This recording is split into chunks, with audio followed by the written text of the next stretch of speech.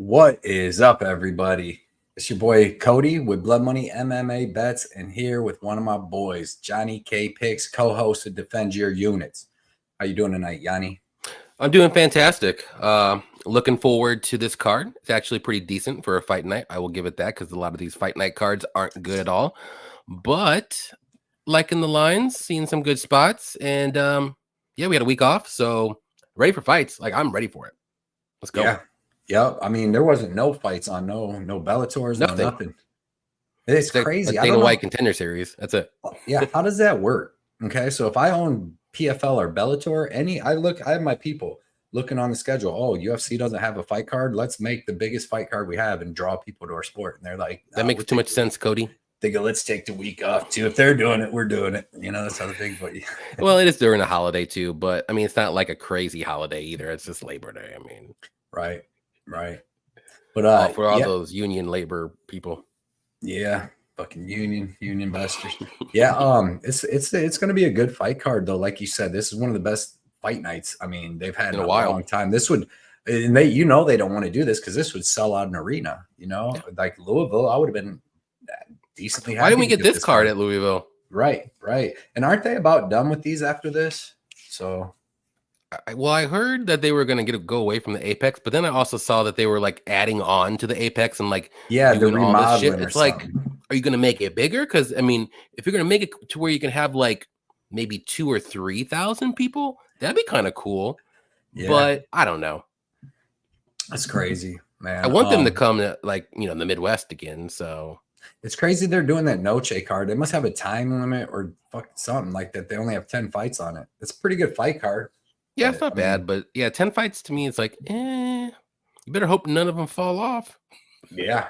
You better have backups after backups after backups. Let me throw in some parlays that fall off. Who do you not want to I'm gonna do a 10 fight. I'm gonna do a 10 fight parlay on that. Fuck it. I was ruling the whole card, Dana. You better pay me. I've seen Saba out there. Already talking that smack, man. But yeah, dude, I can't wait. I can't wait for this. There's jinxer. This mofo, man. Saba's always jinx parlays though. Man, I can't help. I picked the good fights. No, but you can't do that. You at least can't post it until like last minute. Bro, Costa could have came in with a hurt shoulder and still got Schnell out of there. I know. What are we doing? He's just leg kicking. High guard, leg kick Schnell a couple times. He can't take anything. You probably hit him with the hurt arm. Sheesh. Derek Izzy. What is up, man? He said starting a little early this weekend. Fight starting a little early this weekend. I love it. He said Bad Luck Chuck said he was going to clean up this weekend. Let's go, Bad Luck Chuck. Everybody check out Bad Luck Chuck on Twitter too and Instagram. And yeah, Derek, dude, I'm going to clean up this weekend. I'm so sick of it. I've just been having terrible luck. Can't believe Magny got finished with like 15 seconds left. Terrible. That hurt me. Con awfully got smoked. I was shocked, man, that Marlon Santos I just whooped him like that. I was thinking about it, and I was like, Santos. After I did my videos, I was like, Santos. It sounds so familiar. And I look back. I actually went to an LFA when Argueta beat his ass, right? Yeah, that's the one I went to, and I was like, dang, dude. But he was 22 years old and like super green. He couldn't stop any takedowns, but his striking was there. But he couldn't do anything because Argueta was just on him the whole fight. Yeah, it was insane. Yeah, man, it's crazy for sure, but I don't know. There's just so much stuff going. Hey, there will be Blood, one of the better names in the group. So what's up, Blood and Johnny? What's up, bro?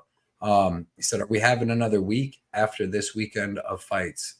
A week off? I think Noche is right after this, right? Noche is next, yeah. Yeah. I don't know. I'll look when the next week off is, if there is. Saba in the building said, what's up, John? And Parlay Jinxer. Sheesh. 100% true. It's terrible. 4-ounce sniper with the freaking dono. What is up? He said, what's up, boys? Good luck on y'all's bets. We'll be listening to this at work tomorrow. Appreciate y'all's hard work as always, man. We appreciate you coming out, hanging out, dropping the comment, dropping the dono. 4-ounce sniper, man. Everybody check out 4-ounce sniper on Twitter too, or on X. Spelled just like that, man. Puts out excellent information and content. And do appreciate that. Keeping the lights on, sponsored and brought to you by 4-ounce sniper. Yes, sir. Sorry, with no fights. Oh, last weekend sucked. Any Action Sportscast. What is up, man? Any Action Effie, man. Everybody check out Any Action Sportscast too. That's Effie, puts out excellent content.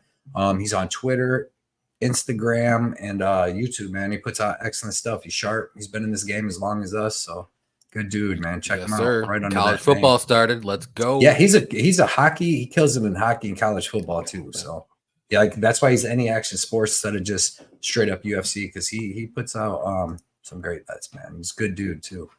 Matt said, "Woo, my online."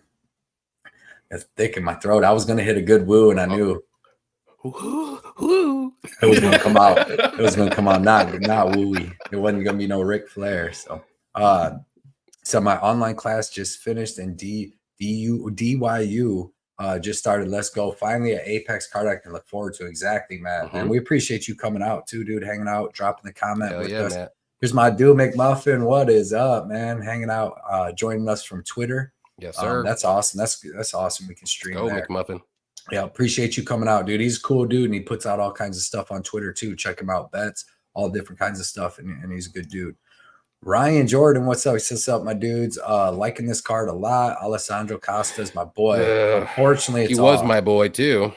He was my boy on everything. I had a lot of bets on him, or I was going to place a lot of bets. Maybe you jinxed it. Maybe you jinxed it, Johnny. I didn't jinx nothing, man. You guys I only had one bet. Twitter with the parlay jinx it. Whenever you post it, every time, like immediately after something happens, just wait for your parlays last second. I'm gonna start waiting for a lot of stuff last second. Well, Caesars forces me to, anyways. I'm starting to realize again why I started betting online. But I'm not. Yeah, because you get better lines. Fuck yeah, you do, and you get the bets and you get all this stuff. But like, you have to drive an hour one way and drive an hour back. I end up putting in bets though. I feel like I lost some of my bets because I put them in as I'm doing my tape study. I'd put some in, and it's like you need to usually sit down. That's why I like that trip to the casino. I always waiting because I get to really think about it and be like, wait. The only bets that I do after, like either before or like right after I put my video out, is like the ones that I'm like, I'm 100% sure. Yeah. Like boom, boom. Yeah. So that's just the ones I do early, and then I think about it. Yeah, Scotty Law checking in though. If you didn't know, Johnny, he came on the live show with me on the what? Yeah, on the fight companion that I had. He came on for a little while. Dang. I was driving, so I couldn't really see. I can hear you, but I don't think I was listening when he was on though. Yeah, he's cooler online than in person. I can see that. No, he's cool, dude. He's funny as hell. But yeah, man, appreciate all the support everywhere. Scotty Law in the building. Scotty Law. Real Fight Picks is here, man. He says, my fiance's birthday, but I'd much rather be here. So I'm here. Tell her happy birthday when she's giving you the beat down. Like in the middle of it, be like, Johnny and Cody said, oh, Johnny, birthday. DYU says happy birthday. Wait, guard the chin. Guard the chin. Ryan Matthews in the house too, man. Everybody check out Ryan Matthews on on Instagram or Twitter. Brain ain't working right. He said, I might be at work, but that won't stop me from abandoning my responsibilities to drop by. Let's go, man. Everybody, man, we get the diehard support, man. This work don't matter. Work don't matter when you got this on. Defend your units on a good fight card. A good one for once. Let's go, man. Appreciate you, Ryan, coming out. Ryan's gonna be part of the Vegas trip. We're gonna plan a Vegas trip for next year. Try to find one at the T-Mobile Arena. Maybe if there's a fight card going on there or something, and get everybody. I was thinking what we could do is like get a whole bunch of like MMA guys or MMA cappers, and we don't even have to like go out to Vegas and rent out like a cool like casino suite or something, like, and then just however much it costs or whatever, just split it and then just get like all the TVs and stuff and just hang out there and live bet and do all this shit. Just to hang out, not to sleep, right? Not to sleep, right? There's some weird dudes. No, sleeping. No, we don't do that. I mean, you can sleep, but I ain't gonna be sleeping. Dude, I'm down with that, man. And get some food ordered up. I'm down. Have everything catered to you, and you don't have to go anywhere. You don't have to pay like $1,000 a ticket. You can just pay like, I don't know, $200 or whatever. Down. I'm just throwing out money. That'd be fun. We're getting Patty, Addicted to Combat. Ryan, Hangover 4 indeed. Yeah. I might end up with the tiger in the room. Matt said, Cody, I thought Con Offley was the dark skinned dude. When I saw he was the white guy, when the fight started, I knew my bet was toast. Yeah, instantly. He tried his takedown, but dude, he looked so good on the show. He fought some decent dudes, so might not be good for fucking Nathan Fletcher, because Nathan Fletcher got his ass whooped by Con Offley, like bad. So did the other dude, Rody Rhodes or whatever the fucking dude's name was. Rody Rhodes? You thinking what of wrestling? Was his name? No.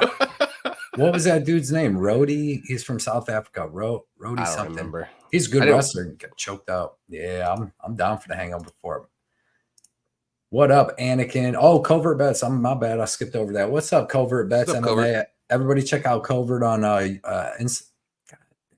Twitter or X. Putting out great content. Great cook. Puts out some steak and eggs and stuff like that. There you go. Pictures and stuff, man, and puts out great bets and information. So everybody check out Covert, and good part of the community. Anakin MMA, what is up, man? Got the high five, the wave. I like that. That pit profile picture almost looks like Ben the Bane. You see, I think he's doing bare knuckle. Yeah, he's doing a lot. Is that Bashi? What's that? What's Bashi? Huh? Profile pic. Oh, is it? Yeah. Okay. Looks like him anyway. Bashi's a beast. Ben's Bashi's doing a lot of stuff. Dylan, what's up? Dylan. Man? So how's it going, fellas? Fight week. Let's go. Let's You go, son Dylan. of a bitch. What's that? What's that? Dylan, you son of a bitch. Predator. Oh, you taking it back to the 80s? It's a great movie. Okay, the first two. I know a lot of people might not know Predator, but I mean, if you haven't seen Predator, I don't know what you're doing with your life. It's been so long. When I was a kid, dude, that's one of the best movies ever. You have to watch it like at least once a year. Predator's amazing. You know what I really like? I like the Commando. I was a Schwartz. I was an Arnold guy. I ain't even doing the last name. What's his last name again? Arnold. That's all I Arnold. know. Arnold. That's all that when I'm online, that's all I know, man. That's all I know. Jumbo, no problem, Covert. Jumbo said, "Hey guys, I'm at work, but I made it. Let's make some money. We're gonna make some money. I'm telling you right now, I got surgery tomorrow, so I'm gonna be off for like 6 weeks. I'm going on a 6-week run, bare minimum. Ooh. Last year I had surgery. I went on a 10-week run. That's what's crazy about it. I'm having a bad year, shitty year.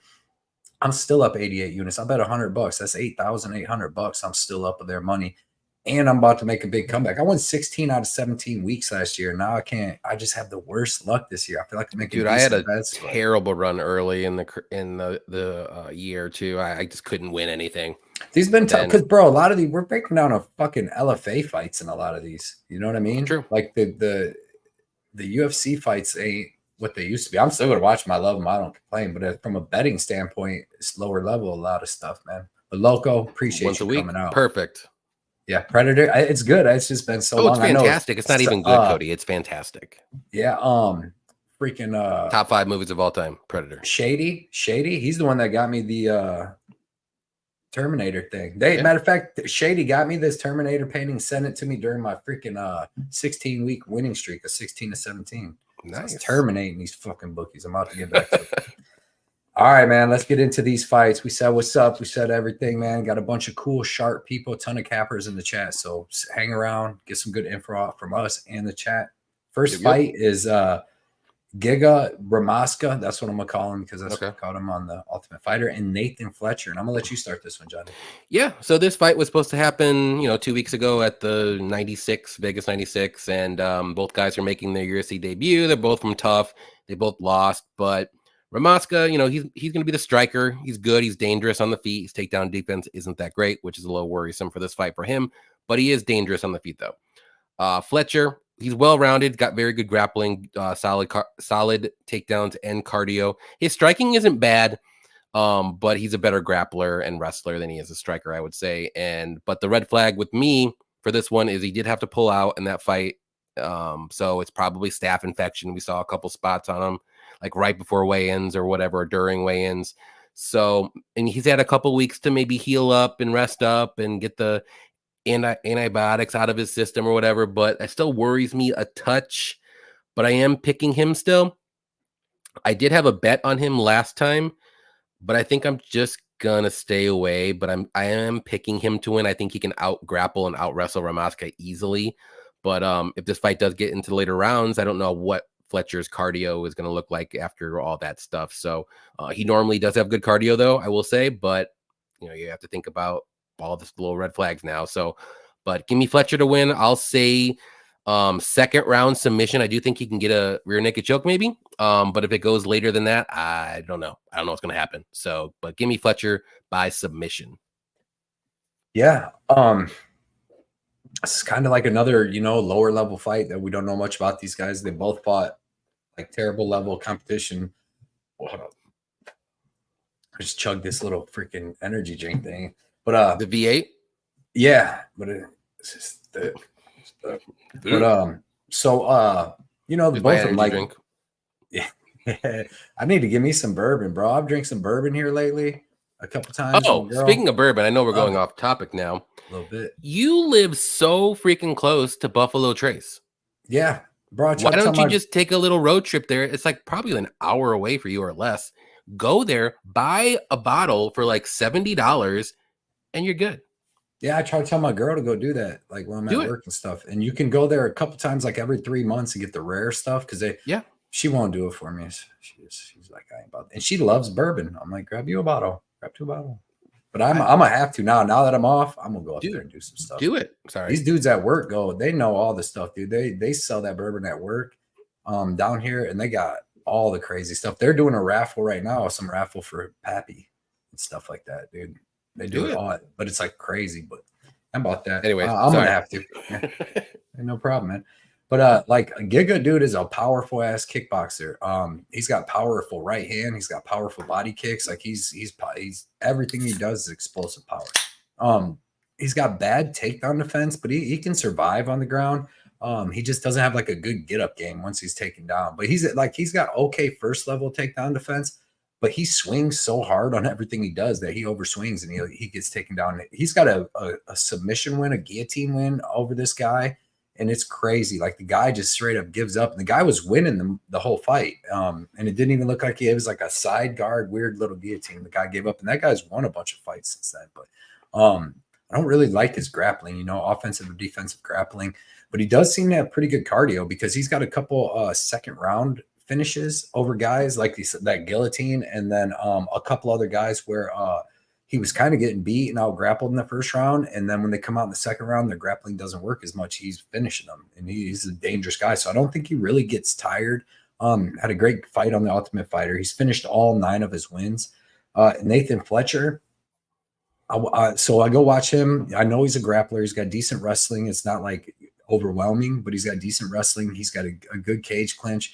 What I wanted to see was what his striking was like, to see if he can hang with Romashka, before and after, if he can't get the takedowns and before he does get a takedown. And his boxing seems pretty good. He seems like he has pretty good guard, pretty good defense, and decent hands. He's going to be a level below in the striking under Romashka for sure. Like he's going to need to, he's not going to want to stand with Romashka for like a long periods of time, but he's going to be doing the grappling. But I'm going to take Fletcher. I'm going to say that he does have good submissions. I'm going to say probably at some point he's able to take the back of Romashka just because he doesn't have a good get up game and be able to get this up. But it's tough, dude, because like I said, Romashka is dangerous, hits hard. I'd like looking at I think the sub for Fletcher or KO, for Romashka, but still. Yeah, you could probably get like Fletcher inside the distance just to be a little safe, probably at close to plus money. I know the line hasn't come out yet, but I will say this: I like the over 1.5 because I don't think that over 1.5. Yeah, okay. I don't think Romashka. I think Fletcher gets some grappling going early, and I don't think that he just goes out there and choke. I've watched Fletcher have harder times with lower level guys on Cage Warriors. I'd be more worried about Romashka getting the knockout, to be honest. But I think that Fletcher can grapple him for long enough. Okay. Yeah, Fletcher inside the distance is plus 110. I don't mind that. What do I got him by decision? Fletcher by decision. Yeah, just to see the difference in price. Plus 400.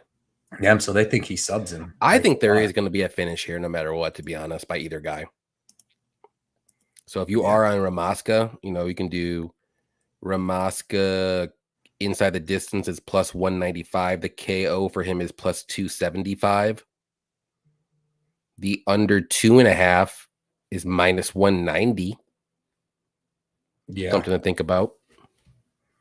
I think somebody gets a finish, though. Yeah, possibility. I mean, Fletcher took a ton of damage, too, from Cotton, but that was mostly grappling. I really want to might not even be that good. I know. I really want to bet this fight, but for some reason, like, I'm just like not there yet. I'm trying to find a spot, and I'm like, I shouldn't.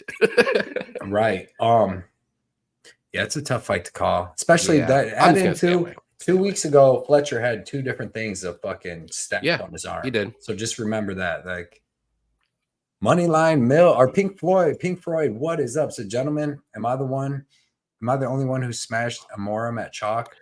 You smashed her at chalk, but I'm smashing it. Pink, I'm on your side, but I can't bet it. No, I think we'll get to that, but no, We'll get to it. I I'll tell thought you why. you'd be I'll on tell you the the other reason side, why. Pink. It should be on the other side. Moneyline Mills in the house, man. What is up? He said, let's cash. We're gonna cash. Everybody check out Moneyline Mills on Yes, sir. Twitter and X, putting out good information. Good dude. Let's get it. Fletcher sub is plus 140, so I would just do inside the distance instead. Yeah. Next Not that fight much is of a difference. Next fight's in the men's lightweight division. We got Rong Zhu versus Chris Padilla. Oh, What am I out of order here? way out of order. That's on the main card, son.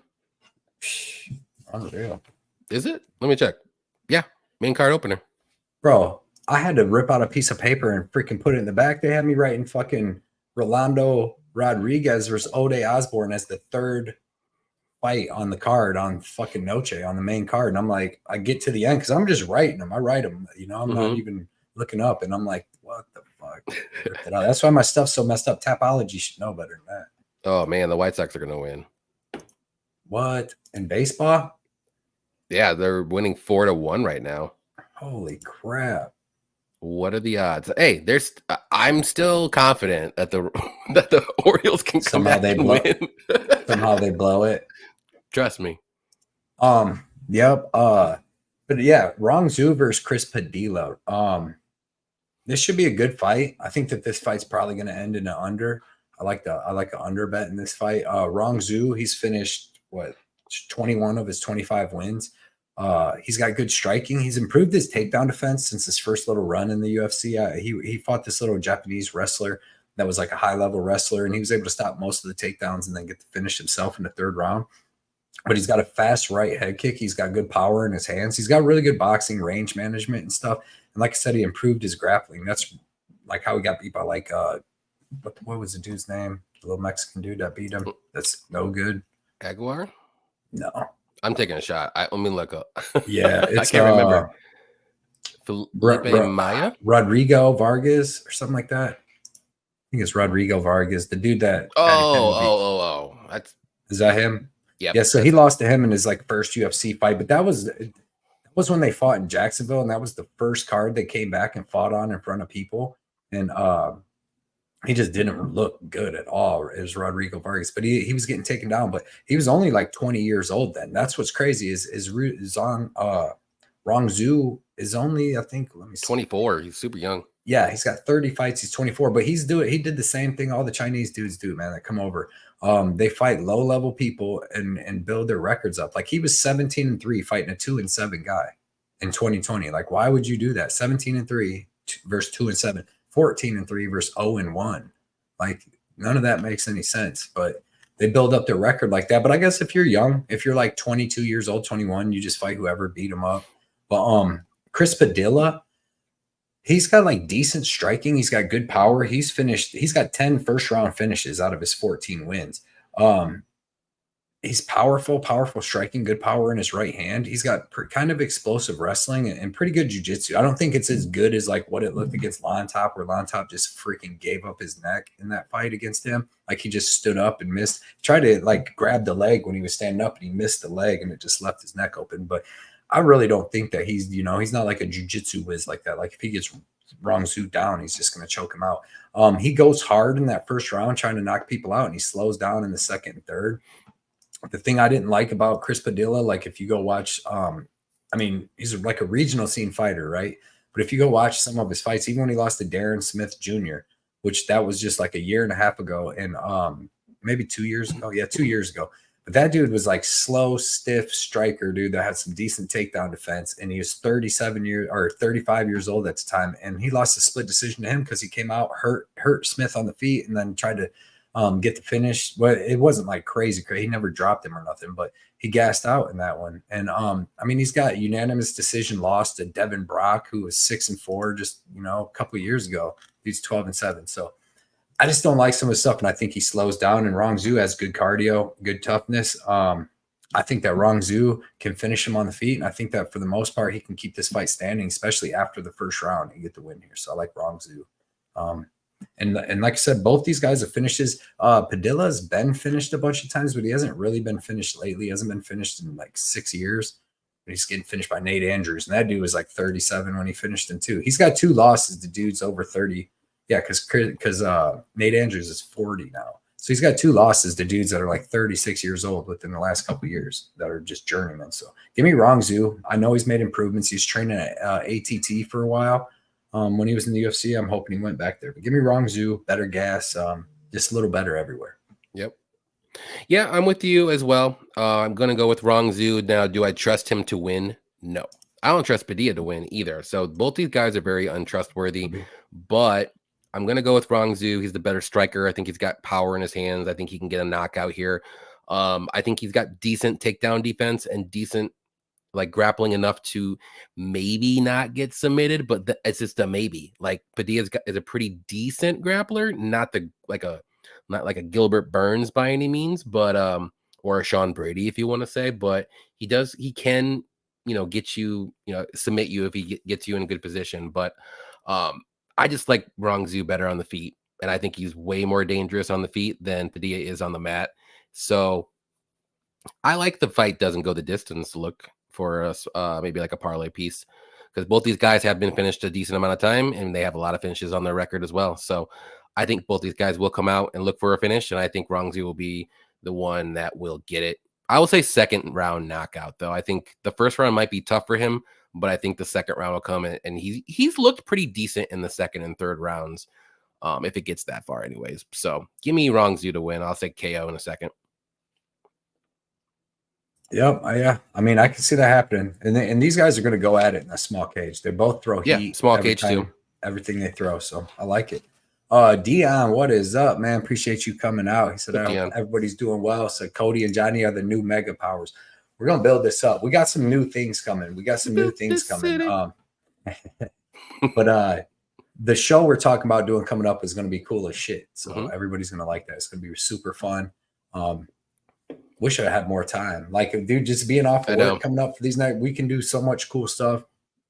Like, if we was in college, bro, we'd be all over. We'd be pumping out so much stuff. We're like 40, so yeah, I just turned 30. But you did not just turn 30, huh? You're like 47 years old, bro. Look at you.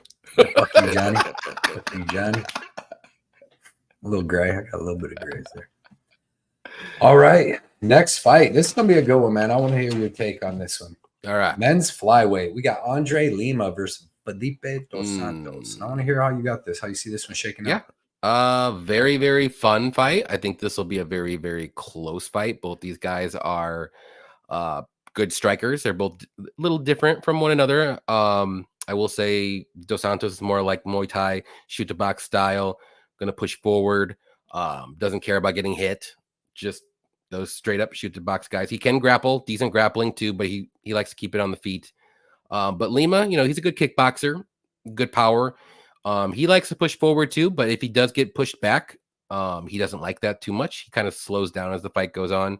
I thought he was gonna probably lose that fight against Igor until he bit him.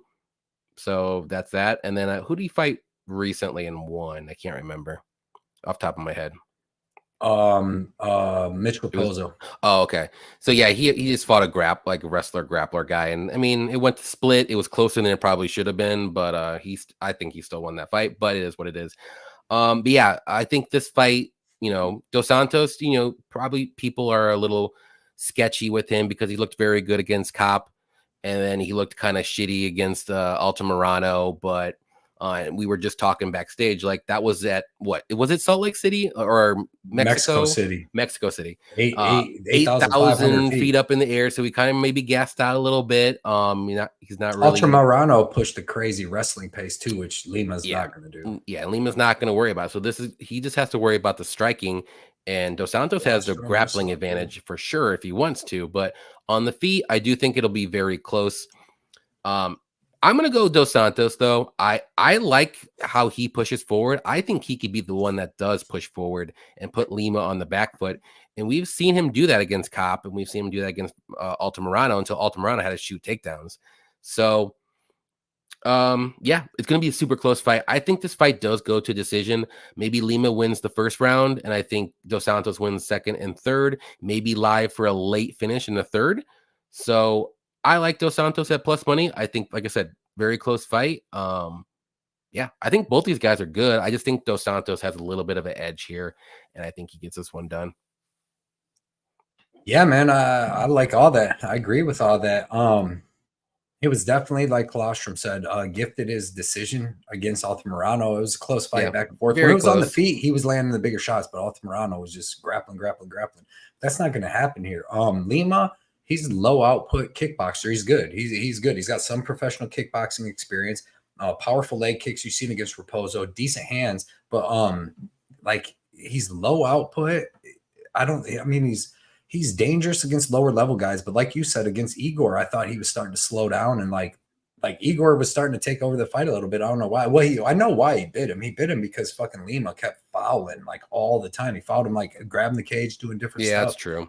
And And that's then another thing too. he did that against Raposo. So you got to be looking out for him to get points taken away from him. And then he's fighting a freaking Muay Thai guy, Felipe Dos Santos, out of Shuto box, dude. He's fucking aggressive. I don't know how you watch Felipe Dos Santos, and this is going to be a stand-up fight unless Dos Santos tries to grapple. He may try to grapple Lima, but Lima's got good takedown defense, and he's a black belt in jiu-jitsu. So I don't – but if anybody's going to grapple, it's going to be Dos Santos. He's got 3 sub wins on his record, and Lima has none. But, like, dude, when you watch them fight against Manel Cop, like he hurts Manel Cop a couple times. He gets hurt a little bit, but he's like Oliveira in them. He's throwing both hands, he's throwing both legs, and he's making it a crazy fight with a crazy ass pace. Him and Manel Cop, that fight was one of the best fights. You can go watch that, dude. That was a good ass fight. So to think that you see that he's going to come in and not be able to, like, I think he's going to push way more of a pace than Lima. I think I don't care. I'm always going to favor Muay Thai over kickboxing because Muay Thai, even though Lima does have good leg kicks, Muay Thai always has usually better leg kicks, better elbows, shit like that. Even Lima has decent elbows too. They're both good. And it started off a pick 'em, and I like Dos Santos, man. I really do think that Dos Santos is going to throw more volume here. And if he fights the way he fought against Manel Cop, like he's going to win because that was a freaking banger back and forth. But it's going to be a really, really, really good fight. Yeah, I'm with you on the underdog here. I just think if he, he doesn't have to worry about takedowns, like he can look like he did against Cop. Yeah. I think Cop's a better striker than Lima, for sure. Yeah. Like, I mean, when he throws, but he threw against Dos Santos. They came out and were banging. They threw, but then he comes up against fucking Makayev and he doesn't throw a thing. Because he was worried about getting taken down. Bum fights, bro. They should have cut both of them. I don't even want to see Cop fight if you're going to talk all that shit and then not fight. Like, bro, you had to have like security separate you guys before the fight in the ring. And then you came out and didn't punch through 0 punches for like 2.5 rounds. Yeah, Costa, they got Schnell versus Cody Durden. So that's awesome. Next, we'll break that down here in a second too. Next fights in men's featherweight division, Gabriel Santos versus Iza. Yeah, man. This is gonna be a good fight in terms of Gabriel Santos beating up Iza, in my opinion. Iza's a wrestler, Chinese wrestler, so you know what I mean. Take that for what it's worth. Dude, the White Sox are a powerhouse right now. Are they? What are they winning by? 10? 5-1. Jesus, man. Somebody told me that the Orioles were gonna smoke them. I don't remember who that was. But no, Gabriel Santos, dude, is so good, man. Like, he's got good wrestling. He out wrestled Lerone Murphy. He out scrambled Lerone Murphy on short notice, and he was landing the better strikes. Like, I think he beat Lerone Murphy in that fight. If it wasn't in England, I think he would have got the nod. Then in his next fight against Onama, he's doing great at taking Onama down, controlling him, having some good moments, and then just gets hit with a crazy uppercut from Onama, who we know hits hard as hell, good cardio and tough, and with fucking smokies. Like, what would Onama versus Iza be? It would be he would be like minus 700, 900. Yeah. Iza literally at least 5. He only wrestles with decent jiu-jitsu, but his wrestling's not even all that good. Like, his split decision loss against Lee at the Road to UFC fight a year and a half, 2 years ago. All he did was held him up against the cage and couldn't really get the takedown. And then by the second round, he couldn't even really hold him up against the cage that much. And he was just getting outstruck. And then he would get some cage control. Dude, Gabriel Santos, excellent Muay Thai, excellent offensive wrestling, excellent defensive wrestling, excellent jiu-jitsu. He's got a good win over Elvis Brenner. He's got already high-level fights in the UFC. he's going to have better wrestling than Yiza here. He's going to have better jiu-jitsu and he's going to have better striking. When this is on the feet, he's going to be smoking Yiza with leg kicks, calf kicks, everything. I don't think it's going to be close. I think Gabriel Santos finishes him by KO at some point in this fight. Yep, I am on the same page. Santos, I think he's better everywhere. Maybe wrestling, you can maybe slightly give it to Yiza, but I don't think Santos are getting taken down by this guy. That's the thing. Way better grappler, way better striker, way more dangerous on the mat and on the feet. I mean, I will say Santos is a little hittable at times because he can be a little too aggressive, but he's not fighting, David Onama. He's not fighting Lerone Murphy, which that fight was super close, and he probably maybe could have won that fight. But yeah, he got uppercut to the shadow realm to Onama. But anyways, that's not going to happen in this fight. Like, Santos is going to be the way better striker. He's going to be the one pushing forward, and I think he'll stuff the takedowns. And if this fight does get to the mat, like, I'm not scared because Santos has very good grappling. He can sweep him, take the back, reverse him, all that good stuff. So Santos all day. I like him. I think he does get a knockout too as well. I'm going to say second or third round for sure. And I'm with you. Okay. And when I'm out, that's all I got to say about that. Yeah, man, I'm with you on that, dude. I think I love Santos in this spot. I love him in this spot. And if the fucking Caesars for some reason didn't have this line up, this was the only one on this fight card they didn't have up, like, because we had the week in advance, like we had a week break and all that. It would have been Santos. I just had a straight bet on him. It would have been Santos and Costa instead of Petrosky and Costa. But I don't mind. I think Petrosky's better everywhere too. Yep, we'll get there. Yep. Huvos MMA, what is up, man? He said, I would love to be a guest on your show one of these times. Yeah, we're gonna bring back our little pre-show for Saturdays before the fights. You have to get a hold of us on like Twitter or something like that, and let us know, and we'll try to get some people on. We're gonna, like I said, we was doing the pay-per-view shows, the Friday night live shows, but we're gonna go back to doing some Saturday pre-shows while I'm off. It works out better. I think everyone gets a little bit more excited, and because it's right before the fights, we do like 2 hours right before the fights and right up to the first fight, so everyone's like geared up and ready to go. Yeah, and my best bet for that last fight though for Gabriel Santos is Santos by KO. I think he finishes Yazzie. Yep. Let's see what that what you get. You didn't get the odds probably. Yeah, not yet. Yeah, they haven't even released the over unders at the casino. I went there today and they didn't have Santos. Yeah, KO. Like KO is plus 500. I like that. That's my best bet on that fight. That's wild. Yeah, I mean that other dude's been KO'd. Yazzie. I don't understand why that's so high. He got KO'd in like 13 seconds of the second round. Santos by submission is plus 265. So I think he's going to sub him more.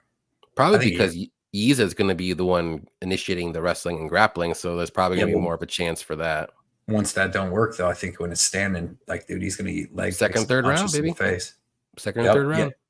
Santos is a beast. He's really, dude, he came in on short notice his first two fights, and he fought Lerone Murphy, who's about to be fighting for a title. And then he fought freaking David Onama, who's a top 10 guy all around. So it's great. Yep. But yeah, we'll figure something out, Huvos. You have to get a hold of us and remind us, which we're going to try to get a lineup going for all these Saturdays. Brennan Olson, what is up, man? He said, what's up, guys, in chat? Got a couple solid fights on this card. We do. Let us know who you got in each fight as we're going, man. I'd love to hear it. Santos arguably beat Murphy. That loss is aging. Yeah, exactly. Huvos. I took the dog here. Okay. Got it. So you see him winning the wrestling exchanges, I would imagine. He's not dangerous enough, man. I don't know. Abdi says, boring fighter. Yeah. Abdi, what is up? Abdi said, have you guys ever tried Prize Picks or any other fantasy apps? I got a sponsorship with Underdog Fantasy, which the link's in the description, and I like it. I mean, I'm not very good at that for some reason. I don't know. It's just props. Like, you're just hoping for props. But I like that. I've never played Prize Picks, but I like DraftKings too, obviously. It's good stuff. Hugo said, I'm trying to get in the space. Just shot my first video yesterday. Hello, I've been watching you guys for a while. Love your guys' breakdowns. I appreciate that. And that's awesome. You started your own thing. Everybody should start their own thing, dude. If you love MMA, you're obsessed with it, get on YouTube, talk about it, man. You're just going to meet a bunch. If you do a lot of research on your own, you might have to just do YouTube. or Twitter or something. Just do it. And just do it anyways because it's free. Mhm. I mean, you got to buy some lights and freaking whatever, but I mean, it's a good time. It's and everybody should do it. Don't be scared. Don't be scared to do it. And then come on here and we'll shout you out. You come support us, we support you. That's how it goes. That's why our shows run a little long and this and that. But man, it's for the people. We're men of the people because we can talk to the people that long because we can go to this fight, Isaac Dalgarian versus Brandon Moretti. Talk really short. We got on this. So I'm gonna go with the guy who should have beat C-Rod, and that's Isaac Dalgarian, because this guy is a monster, as you saw in that fight. Amazing wrestler, amazing takedowns, just relentless. Cardio is a little bit of an issue though if he goes too crazy, but this dude gives no fucks whatsoever in the first round. And Marat is just okay everywhere. And I'm not even gonna go into a crazy breakdown with him because he's okay. Bulgarian's going to beat him in the first round, probably by ground and pound knockout, because he's going to get a knock. He's going to get a takedown, and he's just going to go to town. Now, he could submit him. He could, but Bulgarian likes to pound out his opponents. So going with Bulgarian first round KO, I think this is just a crazy mismatch. I think Bulgarian's going to be pissed that he lost his last fight, which he clearly won. And yeah, Bulgarian is a monster and a beast. Yeah, Bulgarian. Yep. Dalgarian's coming off a nice draw. It was a draw. No, it was. He won that fight. The boy got 10-8 in the third. He won the second round. And there was 2 10-8s. He got 10-8 in the third, but he 10-8 C-Rod in the first. That's not even close to what happened. But he is going to fuck up Moretti. Bro, don't even go there. We've been through this a million of times. Yeah. Yeah. And I'm sticking with it. Remember that big ass knee in the second round? Crack. It fucking didn't even knock him down. It didn't even do anything. Echoed throughout the whole Apex, C-Rod bro. did. The only thing he did in that round, he was controlled for 4 minutes and 45 seconds.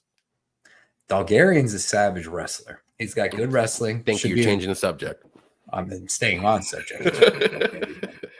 But Dalgarian's a good wrestler, dude. He's a solid wrestler. Obviously, he was state champion wrestler. Should have been multiple time state champion wrestler. Good jiu-jitsu and sick ground and pound, like crazy ground and pound.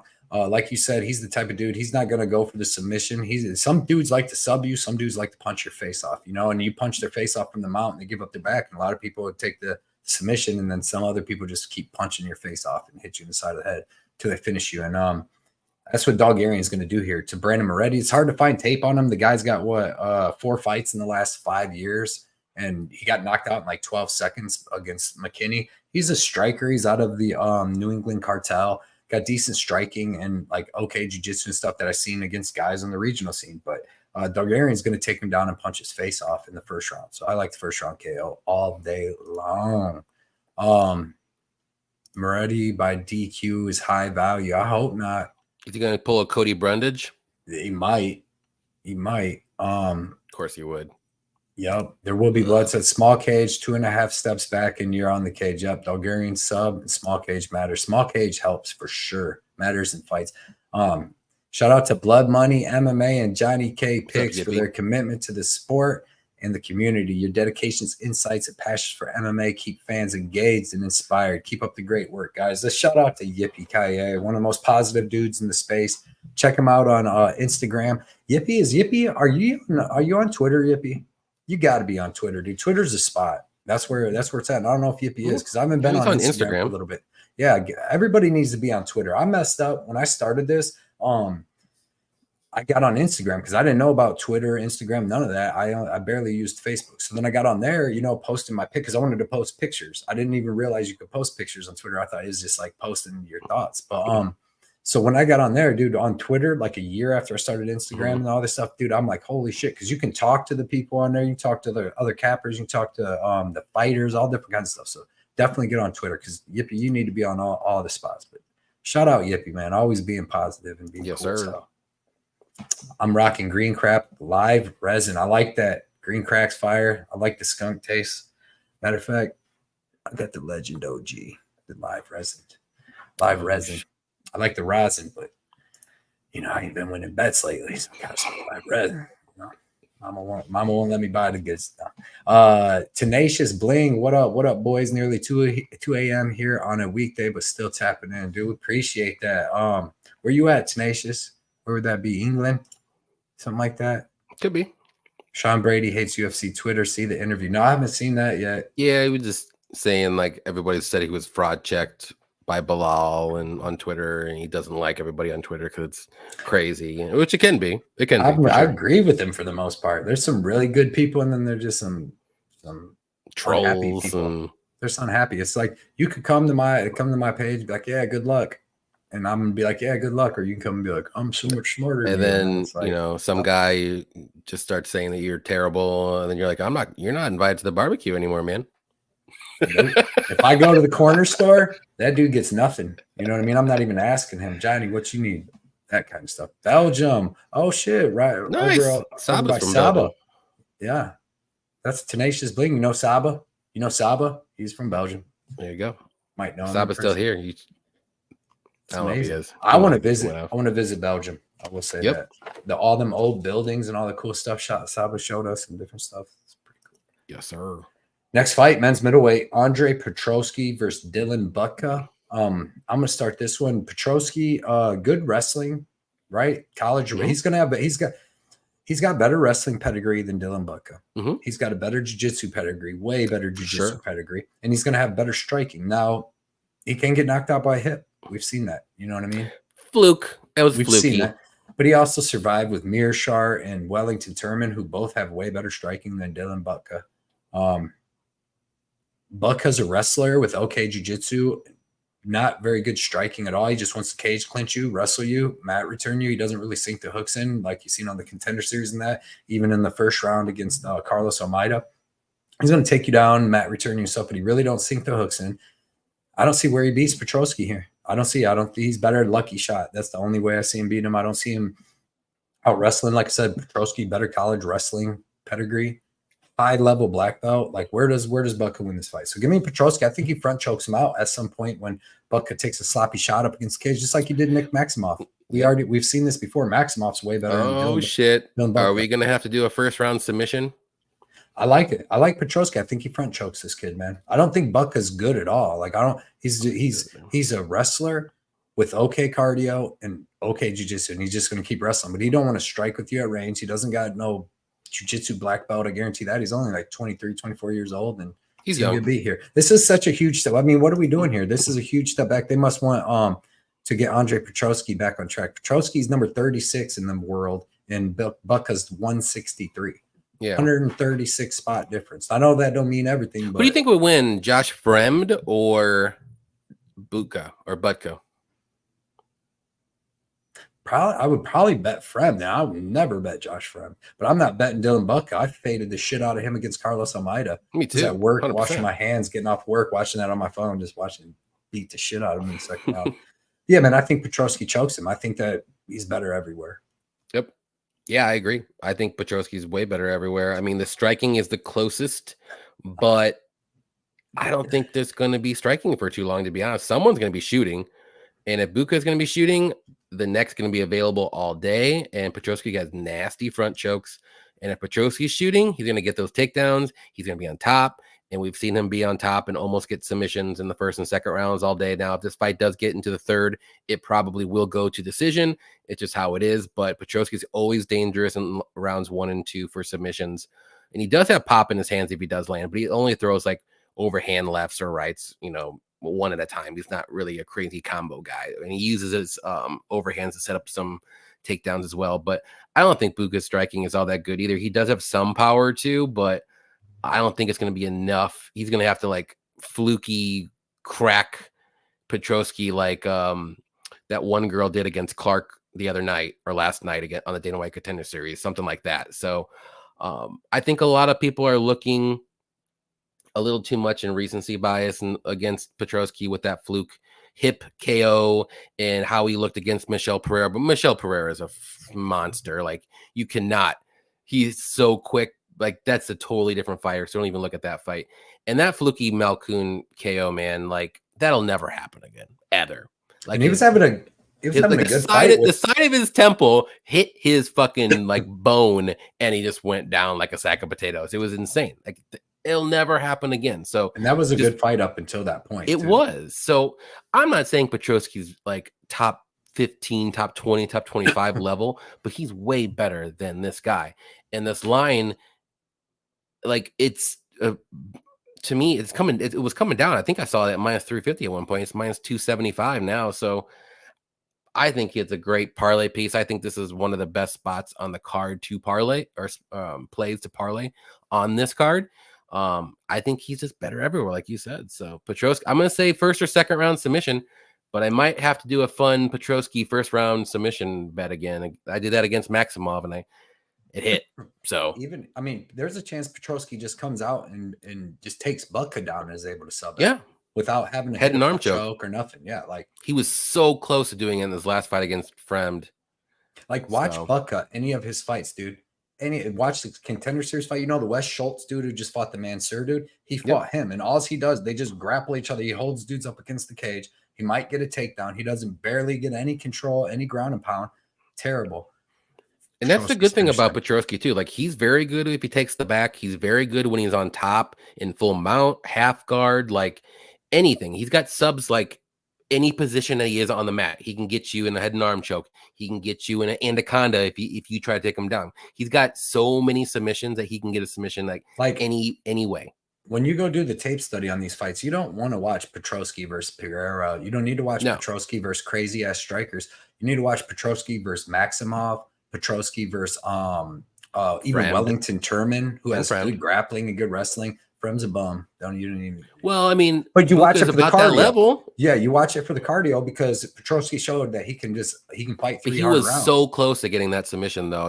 I think he is kind of like he didn't have the right angle and he was tiring himself out, so he stopped. I don't think people understand how much the difference is of like if you have two dudes, right? And they're both wrestlers and one dude's better at wrestling, and then one dude's also way higher level of black belt. I wonder what Butka is in grappling. You know what I mean? Like if these dudes just did a grappling match, like Petroski would be minus 5,000, and this is most likely just going to be a grappling match. Yeah, for sure. I don't think it's going to be on the feet for too much. Too long. Hey, shout out Huvos MMA for the Dono, man. $4.99. Show is now sponsored by Huvos MMA. He said Moretti by first round reverse headbutt to Bulgarian fist. Better not be no DQ, baby. Better not be no DQ. Mm-hmm. But do appreciate the dono, man. Appreciate the dono. That guy owes me money back. Dude, the headbutt. So yeah, we're both on Petroski, and I like sub. I like Petroski sub early or late. Early or late. Next fights in the women's strawweight division. We got Jacqueline Amorim versus Vanessa Demopoulos. And how do you see this fight going down? So I know a lot of people are always on Vanessa Demopoulos, and she just seems to win all the time. I mean, she's a winner. It's not because of her talent, I will say. It's because of the judging, and it's retarded. But yeah, I mean, both girls, they're. No, I said it. I don't care. It's a free channel. We're in America. It's past 5 minutes on YouTube. We're good. Okay, but it's gonna get real live. Three Miller Lights in. That's good. I am actually perfect count. Just open up my fourth. Anyways, Amorim though, very good grappler. She's got very good submissions. Good rear naked choke. Her striking is just okay. I would like to see a little bit more improvement with that. So maybe she has improved. We don't know. Pretty good takedowns. Her cardio is a little bit of an issue, but she showed a little bit of better cardio in her last couple fights, so it's all good. The only fight that she kind of just gassed out was against Sam Hughes, and she almost had that rear naked choke. Sam Hughes had her fingers in there and all that good stuff, and then she gassed out second and third round. But Demopoulos, though, she's a good grappler herself. She has good submissions off her back. Okay takedowns when she does shoot. I don't think they're all that great. She does, she did take down, what's her name? Maria Oliveira, but she didn't have good takedown defense. Her striking is just okay. She can take a lot of punches to the face, but she's very durable. Good cardio too. But yeah, a lot of these fights that Vanessa's in, let me get back to that. I know I started out with that. She's not winning these fights. Like they're close, but the only two fights that she clearly won was against Silva Gomez Juarez, where she got rocked in the first round and was like gifted an armbar when she woke up. And she looked very good against Maria Oliveira. I don't think she beat Jen Frey. I don't think she beat Kanako Murado, and I don't think she beat Emily Ducote. Now, all those fights were very close, but I don't think she won those fights, and she makes fights very close. I think Amorim will be able to control and take down Vanessa, and Vanessa does like accept a little bit when she is off her back because she thinks she's very good, like she has good submissions off her back. But on the feet, I am a little worried with Amorim. I hope she has a little bit better striking, especially if the fight goes later. But I'm just picking Amorim because I do think if she does get this fight to the mat, and I do think she can, she'll be able to control and keep Vanessa down because Vanessa does like to stay off on her back and work from guard. So I think Amorim will be more than happy to do that. I don't think Vanessa's going to be able to submit Amorim. I think if there is a finish, it'll be Amorim maybe early, but if not, it probably will go to decision, and that's when the judges are going to be on Vanessa's side yet again. So my pick is Amorim, and I'm going to say decision, which is weird. I'm going to say decision. I am going with it. I'm going with my gut. But I'm not picking Vanessa, guys. I'm not doing it, and I don't care. I don't think she's great, and I think Amorim's better doing it. Doing what? I'm doing it. Oh, okay. I'm doing it. Yeah, man. So Amorim, decent wrestling, good jiu-jitsu, good control, pretty good chokes, good arm bars. Obviously, you've seen against Corey McKenna. Her striking is subpar at best, and then her cardio isn't that good. Like, so she fights Montserrat Ruiz, who's like a very small fighter, not very good. And she comes out, she takes her down in the first round and beats the crap out of her. Second round, she comes out, they're striking, and like within like Montserrat Ruiz just like kind of goes across the ring at her, throwing punches and backs her up, and she just hits the cage, pulls guard, goes to the ground. Ruiz went down with her, and eventually Amorim reverses her and gets on top and beats her up, and then kind of does the same thing in the third round. So she slows down, and she's fighting low level girl. Like Montserrat Ruiz is one of the worst fighters ever been in the UFC. Vanessa Demopoulos is a high level black belt herself. She's got a black belt in jiu-jitsu. That's really like her game, but she has good striking. She has good cardio. She pushes a good pace. She's mean. Even when she's taken down, she's throwing elbows off her back. Like she basically won that Kenya Murata fight off her back. So in this fight, the way I see this fight going down is that Amorim will probably come out and take her down in the first round. Vanessa Demopoulos doesn't have very good takedown defense. She usually doesn't try to stop the takedowns very much because she's got pretty good jiu-jitsu. So she's going to take her down in the first round. I see her surviving like the first round and the second round, or I mean the first round, and it's going to go back and forth and all that stuff. But then I see Vanessa or Demopoulos like throwing punches, hanging in there, staying alive, getting out of the first round and the second round. I don't think Amorim's gonna, because if she takes her down, she's gonna have to do everything to just stop getting hit and holding her down. Like Vanessa Demopoulos doesn't stop moving.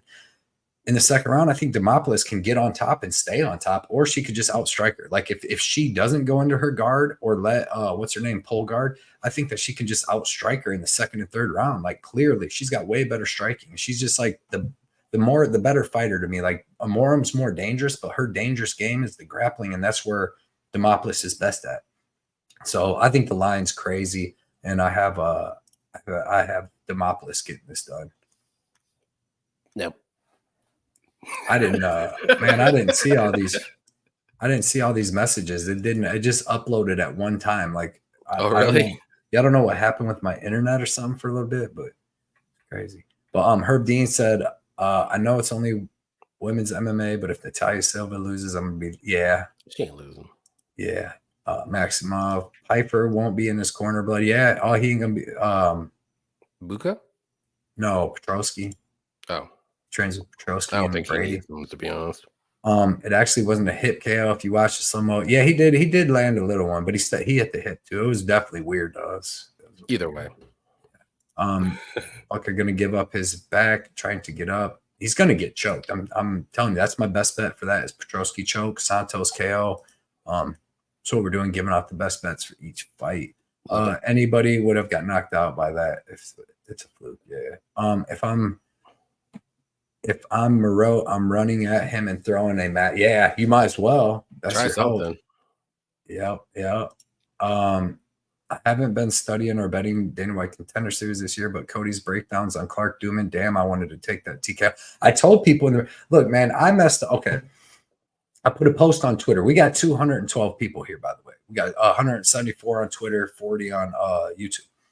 So I put a post. I'm at work. I'm doing tape study, right, for it. I do tape study on Dubin, and like she's fighting low level girls, but she's a monster, beating them up, dude. Hits super hard. And then so I made a post. I'm like, man, but you look at her record, 4-0, fought all 0-0 fighters. So I put a post up, and it wasn't really saying the other girl was going to win. I just put a post up like, how did this girl get on the Contender Series? I'm like, she's 4-0, but she's fought all these girls. I'm like, but she hits really hard, and she's fighting a tough girl from Canada. Then I do the freaking tape study on Shannon Clark, and I'm like, dude, this girl's not good. Like, she doesn't have good wrestling, and her striking is so slow and stiff and terrible. I was like, and her best thing is her clinch, but the other girl has Muay Thai, and her best thing is her knees. I was like, and if that girl can't take her down, the other girl's going to knock her out. But I didn't follow that. I didn't follow that bet, but I should have. That's what I said. I was like, if she can't take her down, the other girl's going to knock her out. But friend had more success. But yeah, shout out Pink Floyd for that. It's a good breakdown. I just didn't follow my own thing. The line got me. The line, man. Plus no tape. That gets you on Cavalcante too, because you can only see so much tape, man. This dude looks like a murderer. Then he's 6 inches taller than the dude. All this. Then he comes out and can't throw a fucking the technical punch to save his life. Reach too. That dude's crazy. But he fought like fucking Trevor Peak with no cardio though. You know what I mean?